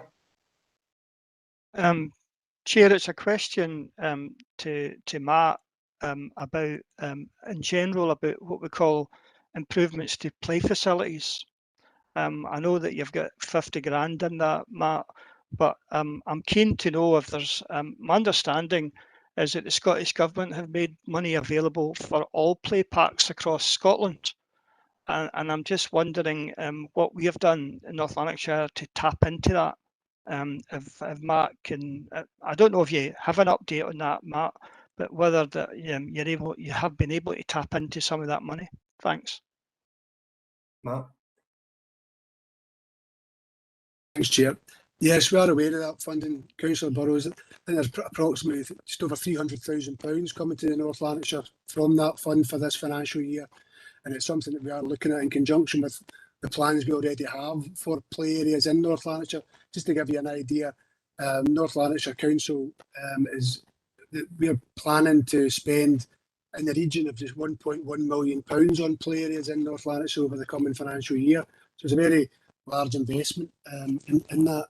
But we do welcome the funding that comes from the Scottish Government as well to support that, and for maintenance predominantly, or for upgrades to existing play areas. And we'll certainly be utilising that funding in conjunction with the local development programme funding and any other external funding that the local community groups are able to take forward. Bellshill is a really good example of local community groups accessing external funding to fantastic levels, and we're happy to make the pot as big as we can. And as far as the local development programme is concerned, you know, we can certainly, there's only so much we're able to do in one financial year, but we're in a position where we'll try and get as much planned for delivery in this financial year as we can, but certainly be in conjunction with other funding. Councillor Burrows. Chair, could I just ask a wee supplement to that? Bob Burrows here again. See the money that's coming from the Scottish Government, Matt, how are you able to prioritise it, where to spend it? Because clearly any money is terrific, absolutely terrific. But we know that there's a lot of money need to be spent in play areas. How do you go about prioritising that money, Matt? Thanks. Yeah. Well, just I think it was Friday morning, just going to think back now, I think it was Friday morning we had a meeting regarding this, Councillor Burrows, and our street scene team are doing an assessment of existing play areas, not ones that are not planned for any major investment at this stage. But they're doing an assessment of those to see which ones would require the earliest interventions, which ones would need the work done earlier. And that's something we'll look at. We'll base our decisions on the annual inspections that are carried out and the other assessments that are carried out by the street scene team who attend on a more regular basis. We'll certainly look at that's the information that we take on board when we're considering how to spend the funding. Thanks, Chair. Thanks for that. Thanks, Matt. Thanks, Matt. Anybody else, any questions from that for Matt? Councillor Loughran's on the chat bar, Chair. Yeah, Helen. Yeah, hi Matt. Just again, you were mentioning 1.1 million and then obviously this other windfall of 300,000. So I'm understanding there should be 1.4 million available then in this to be spent in this tax year, did you say? Yes, the 300,000 from the government is for this financial year. That would be like 1.4 in total. I just wondered, I got a bit of bad news today. They were saying that one of the play areas in Gopher, they were saying that it was in such a state that it was now going to be removed and it wasn't being considered for an upgrade. And they were saying that the one in Lilac, which is going ahead, but that wasn't council, that wasn't funded by council. It was funded by the local building project, the private builders. Can I just come back to you in an email possibly tomorrow, Matt, and we could maybe clarify a few aspects on this, because obviously I don't want to take up the board's time. Would that be okay? Yeah, of course, that's fine. Of course. Super, thank you. Right. Anybody else? No. No. Local outcome improvement plan. Christine, are you doing that? Yeah, thanks, Chair. Just wanted to give you a brief update on the local outcome improvement plans. We know that the plans themselves were endorsed at the May-June round of meetings, particularly in Bellshill as well. I just wanted to say that the actual LOIP report is now at final stages of publishing. And we're hopeful that that should be ready in the next couple of weeks so that we can get that out and circulated to all board members and wider. In terms of the update, we're just going to give a brief verbal update tonight, but going forward, what we intend to do is to make sure that the updates will be sent out in advance with the board meeting papers, so that everybody has got a chance to have a look at that in advance of the meeting. And if there's any questions or anything like that, then people are free to kind of ask those as we go along at the meeting. So just briefly, the community safety subgroups meeting, normally Kinwa would be doing this, but he's multitasking tonight, he's doing the minutes as well, so I'm just doing a wee brief update. But community safety subgroup had one initial meeting. It was actually a really good meeting. We had lots of really good discussion. We've identified a number of kind of key organisations or partners that we feel that should be still rounded about the table. So there's still an opportunity for people to get involved in that subgroup moving forward. So if you're interested, there's organisations around the table who are interested in being involved. Please get in contact with us. You can do that through Community Matters or by contacting myself, and we'll kind of look to get you involved in that. If it's okay, Chair, can I pass you over to Mark Howard, who's going to do an update? Is that all right, Chair? Fine. Thanks, Chair. Thanks, Christine.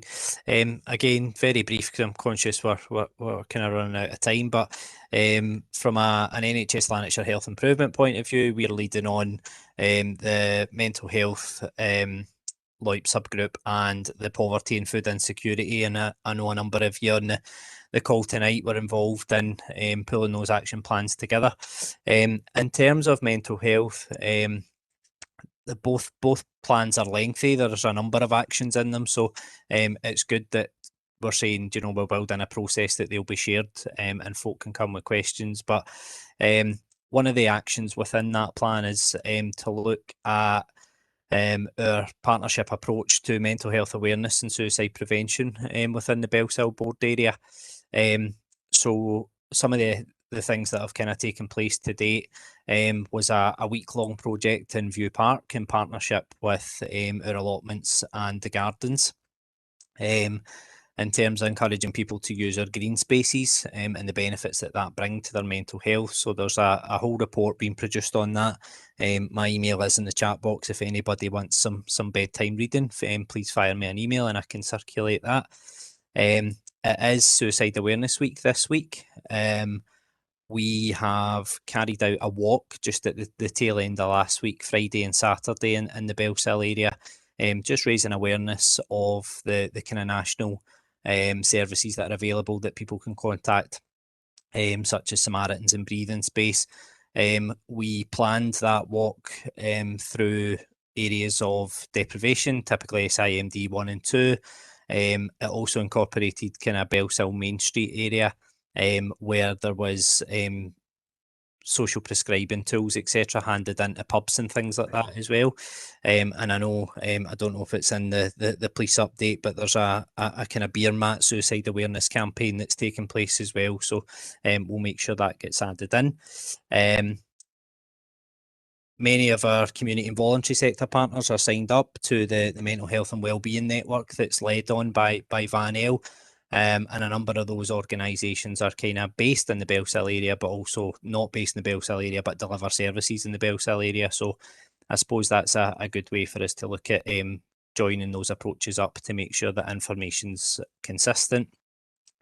I was also invited to take part in a clinical forum through our GPs in the Bellshill locality.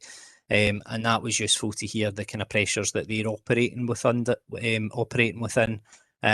but also highlighted the fact that there needs to be better two-way communication from community to primary care and vice versa. We know that supports and services can change regularly in the community, so we need to keep those channels of communication open, and that is one of the actions within the plan. In terms of our poverty and food insecurity outcome improvement plan, there's some actions in there around helping the Bellshill population understand the process of universal credit.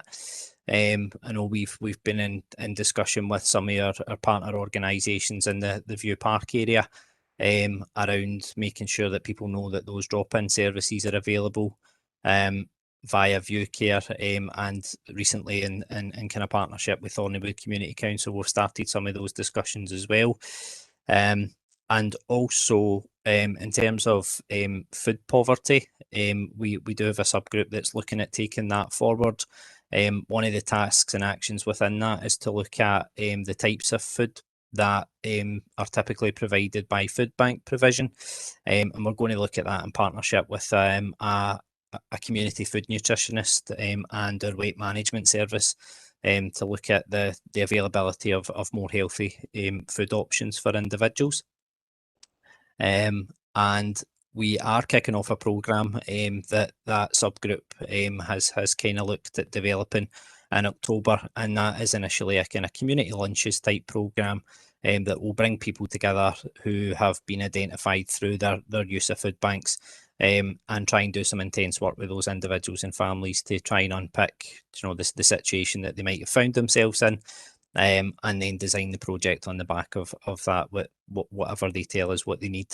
So that's due to kick off on the 6th of October, and that will run up to just before Christmas. So hopeful to have a bit more of a more in-depth update for that for the next board meeting.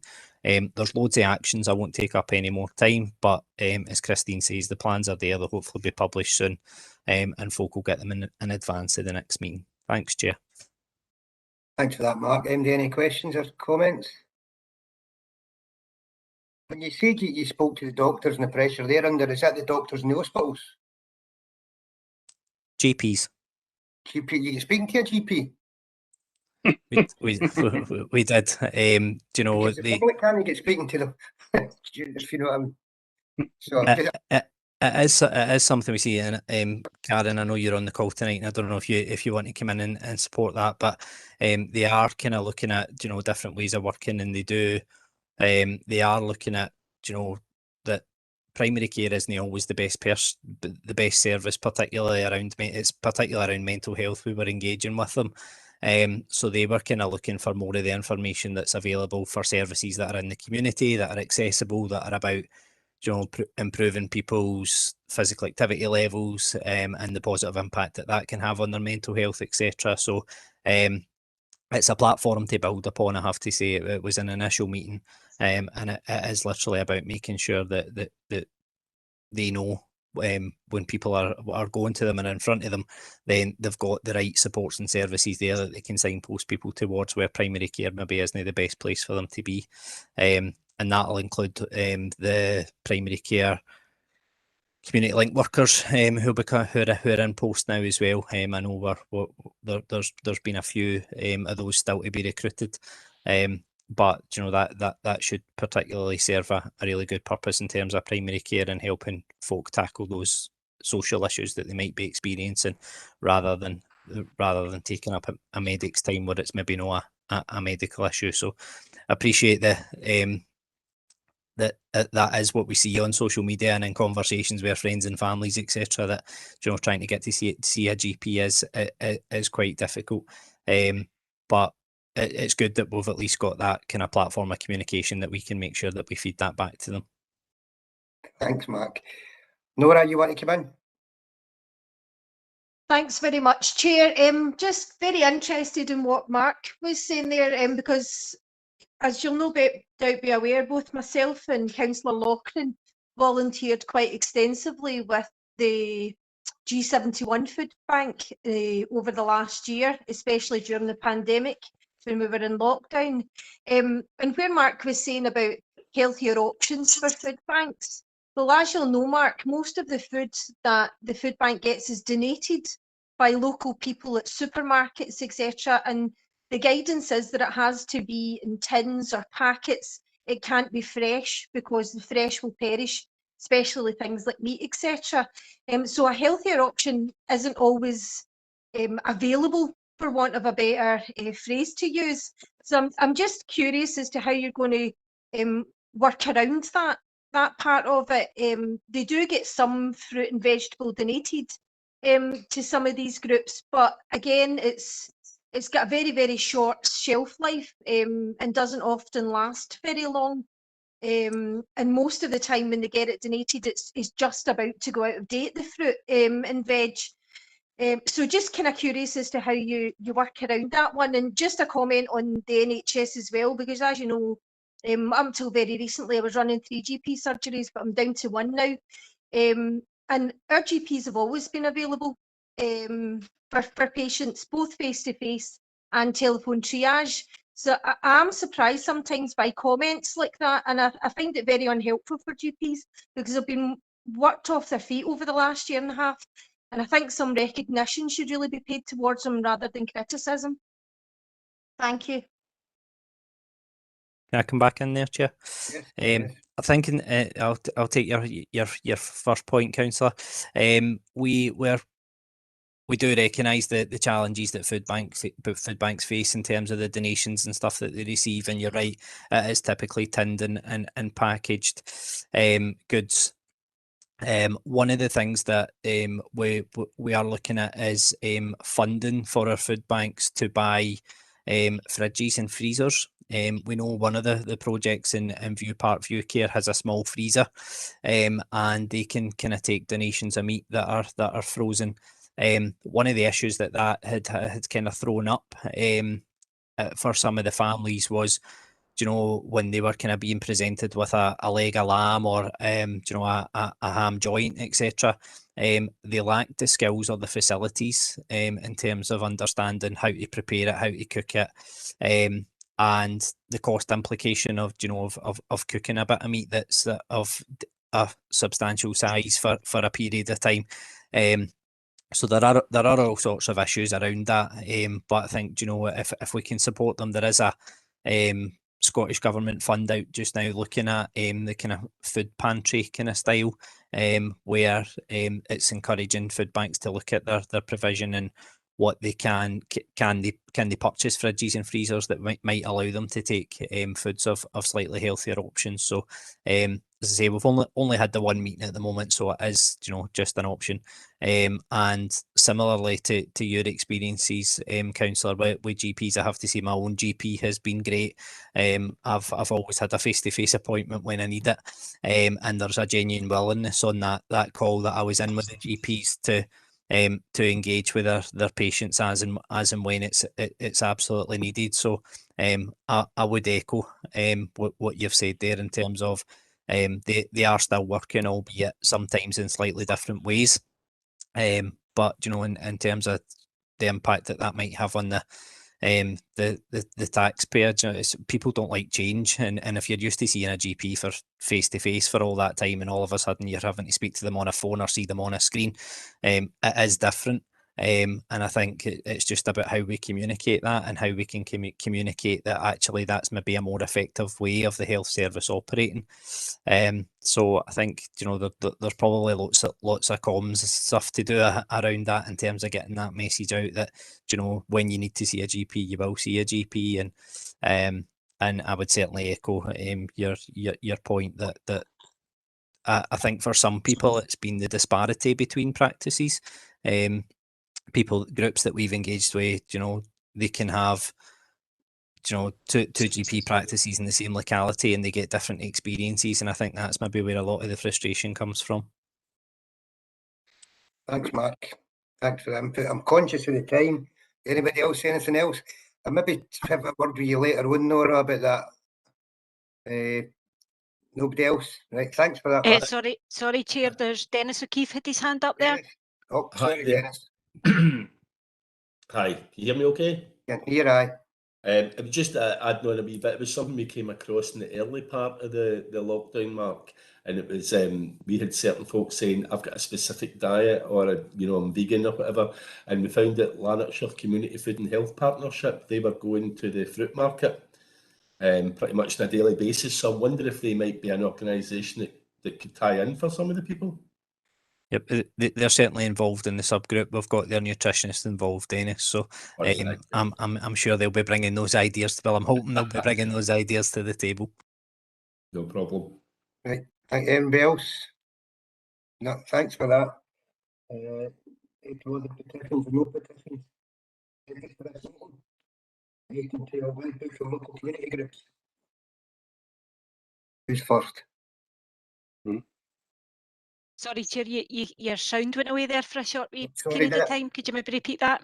We're on to, there was no petitions presented for agenda item 11. We're on to agenda item 12, input from local community groups.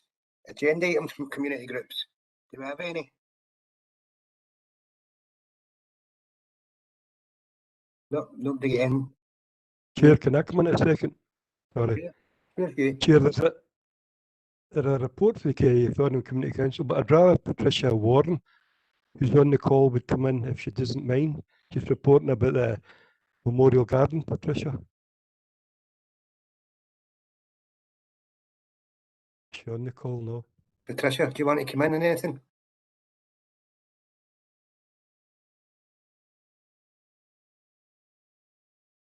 Chair, I'll just come in, and I didn't want to come in because I'm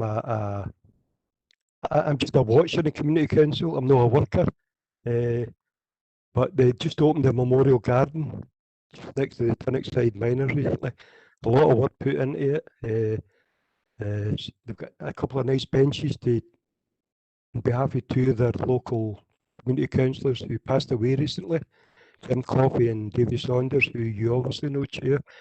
And we got a lot of nice plants for the local allotments. So that's the reason I wanted Patricia to come in, because I had nothing to do with it, but I can see they've done a lot of work to it. Thanks, Chair. Right, thanks you. Patricia, do you want to? Are you muted? Okay. We'll move on. Input from community planning partners. Who we got here today? Who's first? Who would be? Chair, I can come in. Craig Campbell for Scottish Fire and Rescue Service. Right, Craig, on you go.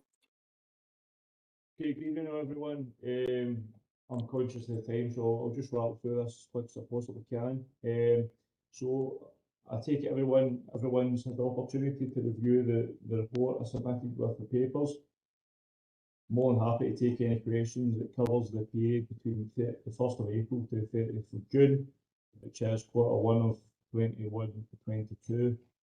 I'm not going to go through every individual statistic that I've provided here, but I'm going to go over a few key highlights for you.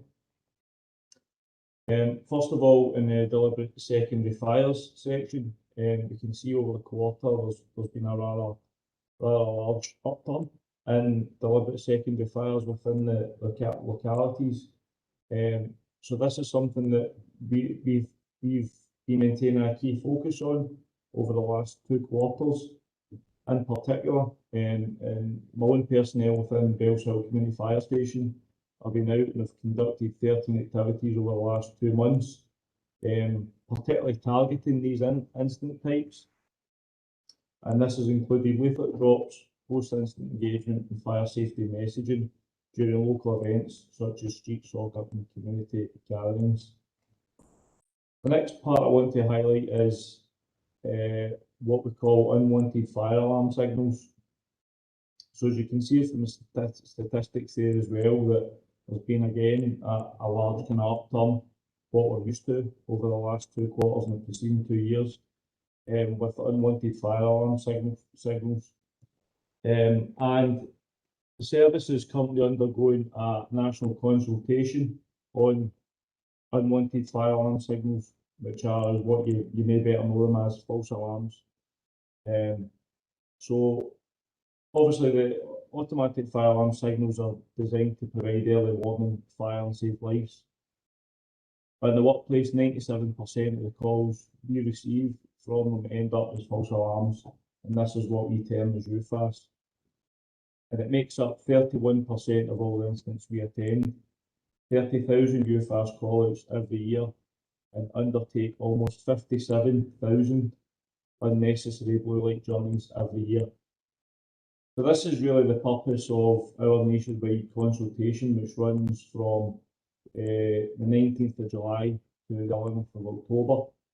There's a link within the board report I submitted, which will take you into our consultation page, where you have the opportunity to provide your input or your feedback to better shape how we attend UFAS incidents, with the aim of reducing the demand on our service, providing a better and safer service for our communities and better value. Also, it was mentioned earlier on in the meeting about the new fire and smoke alarm standards. I'm sure some of the community groups will have some questions on what that might look like for them. This new legislation is due to take place in February 2022, and it will require one smoke alarm installed in the room most frequently used for daytime living purposes, one smoke alarm in every circulation space in each storey, such as hallways and landings, and one heat alarm installed in every kitchen. And there's a link there within the board report to the Scottish Government website, which will provide you all the information you need on the new legislation and the new requirements. But I'd urge you, if there's any questions in particular, to get in contact with the local fire station, and we'll advise you wherever we can. Thank you, Chair. That's all from me. Thanks, Craig. Anybody any questions for Craig? Chair, can I make a quick comment? Sure, yeah. I know we're struggling for time, but Craig, and I know it wasn't the fire service, it's a government initiative, but I can see this causing problems with just new fire alarms. Some people that can't afford this. You think the government are helping some people, but very few. I can see further down the line, somebody's house will go on fire, and the first thing the insurance company will ask them is, have you got a new fire alarm installed? And if you say no, well, your claim's null and void. That's my view. It's difficult to complain about anything that somebody's introducing to save lives, but all I'm trying to say is a lot of people not be able to afford this, and it might invalid their home insurance. Thanks, Chair. Thanks, Hughie. Can I just ask Mark, see the alarms that were put in by the fire brigade, fire alarms, you know, with the initiative just before the pandemic started, I take it they're no up to the standard that the government's bringing in? They're not at the moment. Well, they are at the moment, not from February 2022, but it's very important to note that they do provide the protection in that alarm. They will not meet the legislation come February 2022, but contact your local fire station and we can advise you appropriately. We will have a stock of interlinked fire alarms that we can provide on that risk assessed basis, but it will be on that robust risk assessed basis by the watch commander or the OIC at the time who determines that you contact or that come out and visit. So I think the alarms that we provide, the single point detection, as we term, do offer protection, and that they will alert you in a fire. And we will continue to provide them if necessary, but we will state that they do not meet the requirements of the legislation come February 2022. Thanks, Craig. Anybody else? No. Thanks for that, Craig. I believe that the police are on the call, but I'm not sure. Is the police there?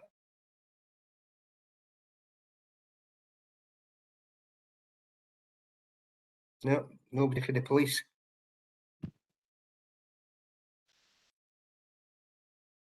No. Jim, I think he's the one on the Sorry, phone. can you hear me? It's Sergeant Liam Bryson. That's him coming in now, Chair. Right, thanks. Thanks, Liam. So, Yeah, I'll give you a couple of wee updates. Just obviously we're hearing about the fires there, and we're just to let you know that we're using our campus officers to do some work within the schools to try and kind of reach out to the kids to let them know to stop setting fires in the kind of area. We've been helped with with the good weather and things recently. Obviously, we'll be doing more when we're coming into the darker nights in the winter. If I'll give you a wee update on off-road bikes. So we've had a decrease in our off-road bikes in View Park due to the work Debbie and Neil were doing down there. However, we've had a slight increase in Bellshill and North Road. We've got some bikers now trained. They're working out of Wishaw, so they'll be coming down. Obviously, it's a problem all over North Lanarkshire, but they will be getting brought down.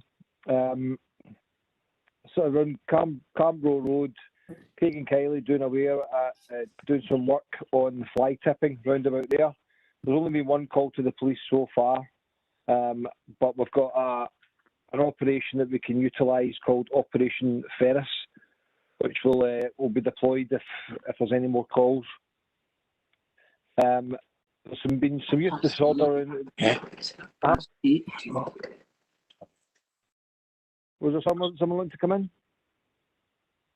Myself. No, on you go. Right, okay. So regarding youth disorder, some youth disorder around about Burnhead, the community centre. So that's Neil and Debbie doing some work round about there, and we've got some street soccer being deployed, so that should help there. Again, we'll be doing some more work in the schools to publicise and get the message across in there. There's been a couple of ongoing drug operations in the area that we're working with our Davru, and there's we've done some work around about thefts in the area, house breakings and such. So we're driving them down, and there's some ongoing operations just now around drugs and house breakings again. So yeah, if there's anything else, there's the decrease round about Cardinal Newman. That was at the start of the summer when we charged 2 youths. The ongoing issues round about there seems to have curtailed that. So yeah, if anybody's got anything for me, then I'm happy to take some questions. Thanks. Dennis, you want to come in? I do, thanks. I missed the boat a wee bit. It was the previous thing with the fire alarms.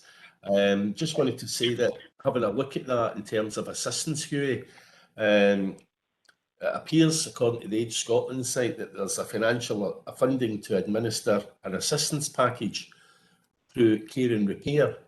Care and Repair has been discontinued in North Lanarkshire, as far as I'm aware. So does that mean that North Lanarkshire miss out on that funding to assist people with the alarms? Well, I'm not sure, Matt. Do you know anything about that? No, I'm not fully in the facts on it, Chair. We can certainly make inquiries and we'll feed back in. We'll make inquiries about it, Dennis, and feedback in. Thanks. Anybody else in for the police?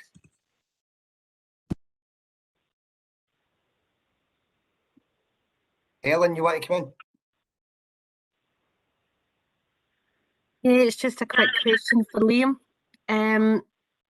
You know, we had a summer of tension with the car meetups in the Birkinshaw area. There was one planned for the 21st of August, but I take it, it obviously disintegrated nearer the time. I just wondered if that was your intelligence that, you know, coming from the different areas, if you were able to home in on that, and if it was out with police activity that car meet up did not go ahead, if you had anything on that. The short answer is, Helen, it's hard to say, just because what we're finding now is that they're doing a 2 hour before postcode drop. So they're putting out the 3 or 4 possible localities, and they're confirming it at 6 o'clock at about 2. Well, it was about 2 hours before it's supposed to happen. So there was one last week which was supposed to be just about beside the Dakota Hotel. Now that they decided not to go for that one, and the postcode dropped it in Cumbernauld, just near to the airfield. So I think what they found is that we're pretty well organised in this area. They know this is quite a hard target area. So we had that one in place for the Dakota Hotel, where we had barriers down, we had cars blocking off the entrance, and I think they knew that. And I think the same with Birkinshaw, because we have generally been working quite hard on them when they happen. We do tend to curtail it. We're lucky that we've got the traffic working out of Motherwell, so we are quite a hard target for that one. And I think that they're just tending to want to go to other areas that are less well protected. Right, okay.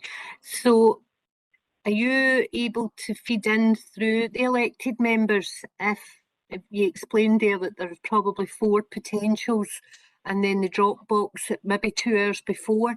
Are you able to release that information as being a possible target in the next X amount of weeks going forward, or is that something that's not able to be shared? No, I don't have a problem sharing. If the thing is, we tend to find this information out. Kind of the intelligence comes out kind of close to the time, so it's just whether there's time to get it out. We're pretty much we've joined, all the officers have kind of joined all the relevant car groups, so that when it comes out in our personal social media, we're flicking through Facebook and things like that, it'll tell us. That's generally how we kind of get to that, and we have our intelligence units which monitor them as well. However, the problem with the intelligence units aren't always on when, like a Saturday night, or they may have a skeleton staff on. So, but it's just probably the timescales getting information and feeding it through to you by email. When we might only kind of be made aware of it, the Thursday before, and then we're just chasing our tail to try and put our plans in place. Right. So given that the timescales for obviously intelligence are quite close to the mark, do you have a task force on standby, especially at the weekend, Friday, Saturday, Sunday, that are there to be called upon, rather than they're not being the forces on the ground? Is there a task force ready to go when these things do actually crop up? The short answer is no. What we do is, obviously, I think the community police work every second week back shift, and every second week, every other week we're off. Just so happened that the one for the Dakota happened when we were on, so we were able to. What we can do is there's a flexible reserve unit which works out of Jackton. They, however, have responsibility for all disorder calls in the west of Scotland. So if they have other things that they're on, and they probably were the ones who were eventually sent to Cumbernauld in that instance. So we, every second weekend, yes, we do. We've got the community officers working back shift, and I've got the community team at Motherwell and Bellshill. So when they have to be deployed, I deploy both teams, to Birkinshaw if that's going to happen. We also, and as I say, we also use the traffic officers as well, if we can get a couple of cars from them. Resources are low, so sometimes, we'd like, there was one instance that happened last year, I'm going to say it was last November, and we managed to get 4 traffic cars. 2 came from Motherwell and 2 came from Glasgow. However, that just so happened that was a weekend with lots of resources on and not a lot of calls. That it meant that the traffic officers could come out and give a lot of attention.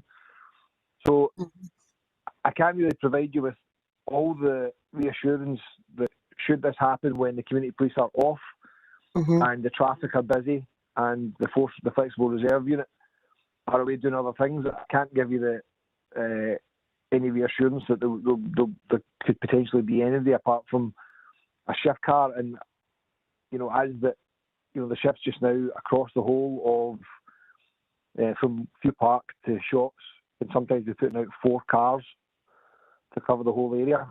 So I can't really give you a lot of reassurance there. We just have to be lucky, and we have to be working hard to find out if it's going to happen. And if it does happen when we are going to be off, then we'll try and look at offering officers a shortened shift to come out and get a day back for it.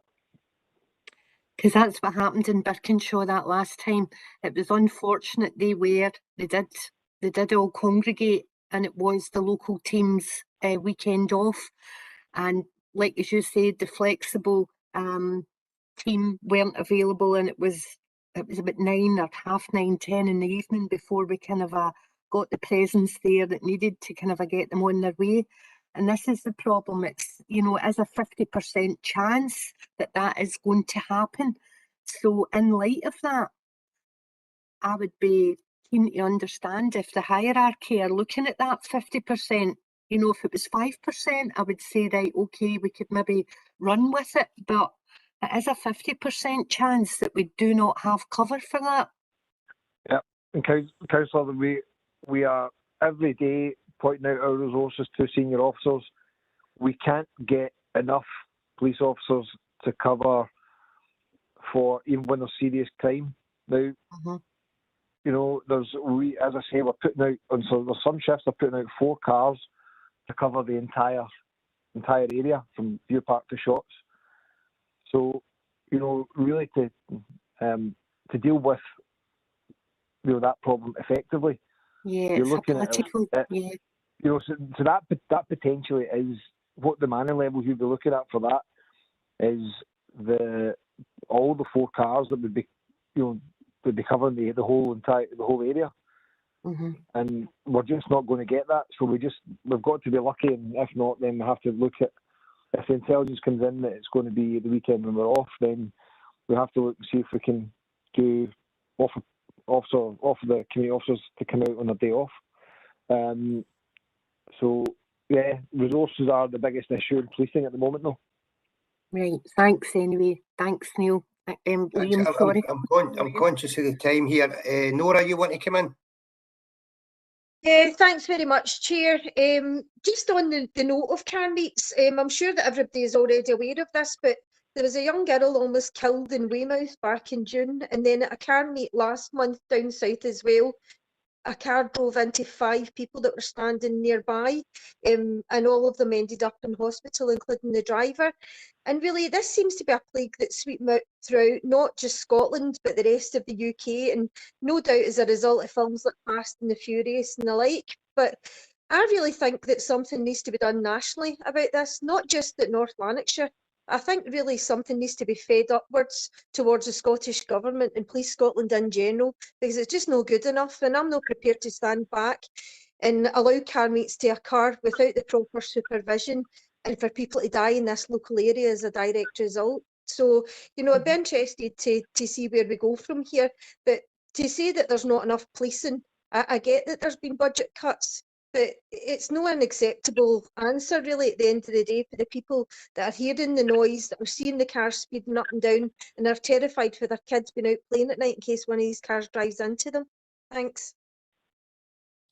Thanks, Nora. I think we all agree on that. They used to meet down Strathclyde Park, but they've stopped doing that now. I don't know why. Anybody else? No. Thanks, Liam. Thanks for that. No problem at all. Any other business? I've got somebody wanted to come in. Karen Thompson. Hi there. It was just to really briefly update you on the child flu campaign. So we're going to be starting our flu clinics for children aged 2 to 5. So there's going to be some comms coming out, but for the locality, they'll be on the 18th, 19th, 25th and 26th of September. So we'll be immunising 336 children per day, hopefully. And then that should be all our children's immunisations complete for flu. Then we'll be working on our catch-ups. It's just to let everyone know that. There'll be, we're trying to encourage, obviously, comms out about that as possible. If I could also just briefly, sorry, did you want to come in before I go into mental health? I think somebody's got their hand up. You want to come in? No, it's just the next subject. Right. Okay.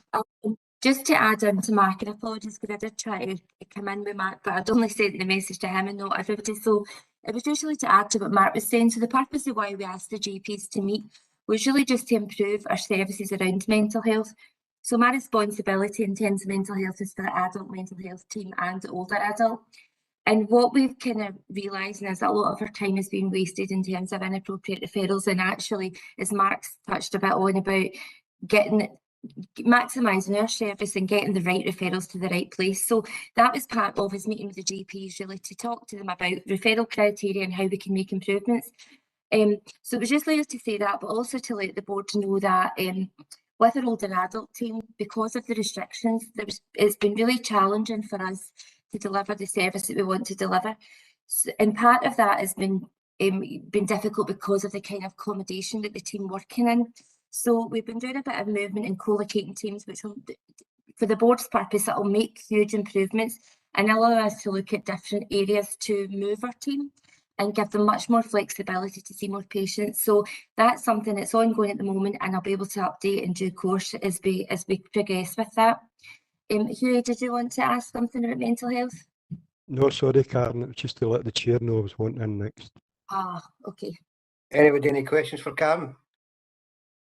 No, thanks for that, Karen. Hughie? Thank you.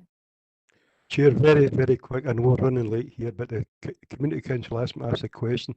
Several months ago, I got a letter, and maybe Christine should probably answer this. I got a letter from Community Matters saying that there was a £400,000 fund, I believe it is COVID related, and it to be distributed between the 9 community boards. So I passed it on to the chairman. He sent a letter away asking for several things, and he said no reply at all. Christine, do you know anything about that? I don't, Hughie, but I can look into that. No, it's okay, Christine. Sorry. Chair, it's okay if I come in. And I know the fund that Hugh's referring to. It's the Recovery NL Fund. The groups were asked to apply for materials, equipment, etc. to help support community activity and litter picking, environmental improvements, etc. We did do a trawl on that earlier in the summer. That information has been pulled together, and we're now in the process of pulling all that information together to allocate materials to groups about that going forward. Might tie it in with some other work over the course of the year as well, but we'll look at that just now. There's been some procurement issues pertaining to it, but it's certainly, we're certainly acting on it. Hugh, will be in touch as soon as we can. Great stuff. Thank you so much for letting me in. Thanks for that. Thanks, you. Anybody else? Any other business? No. The date and time of the next meeting is 2nd December at 6:30. So I'd like to thank everybody for their patience in coming along to the meeting. Thanks very much. Good night. Thanks, Chair. Good night. Thank you. Thank you, Chair.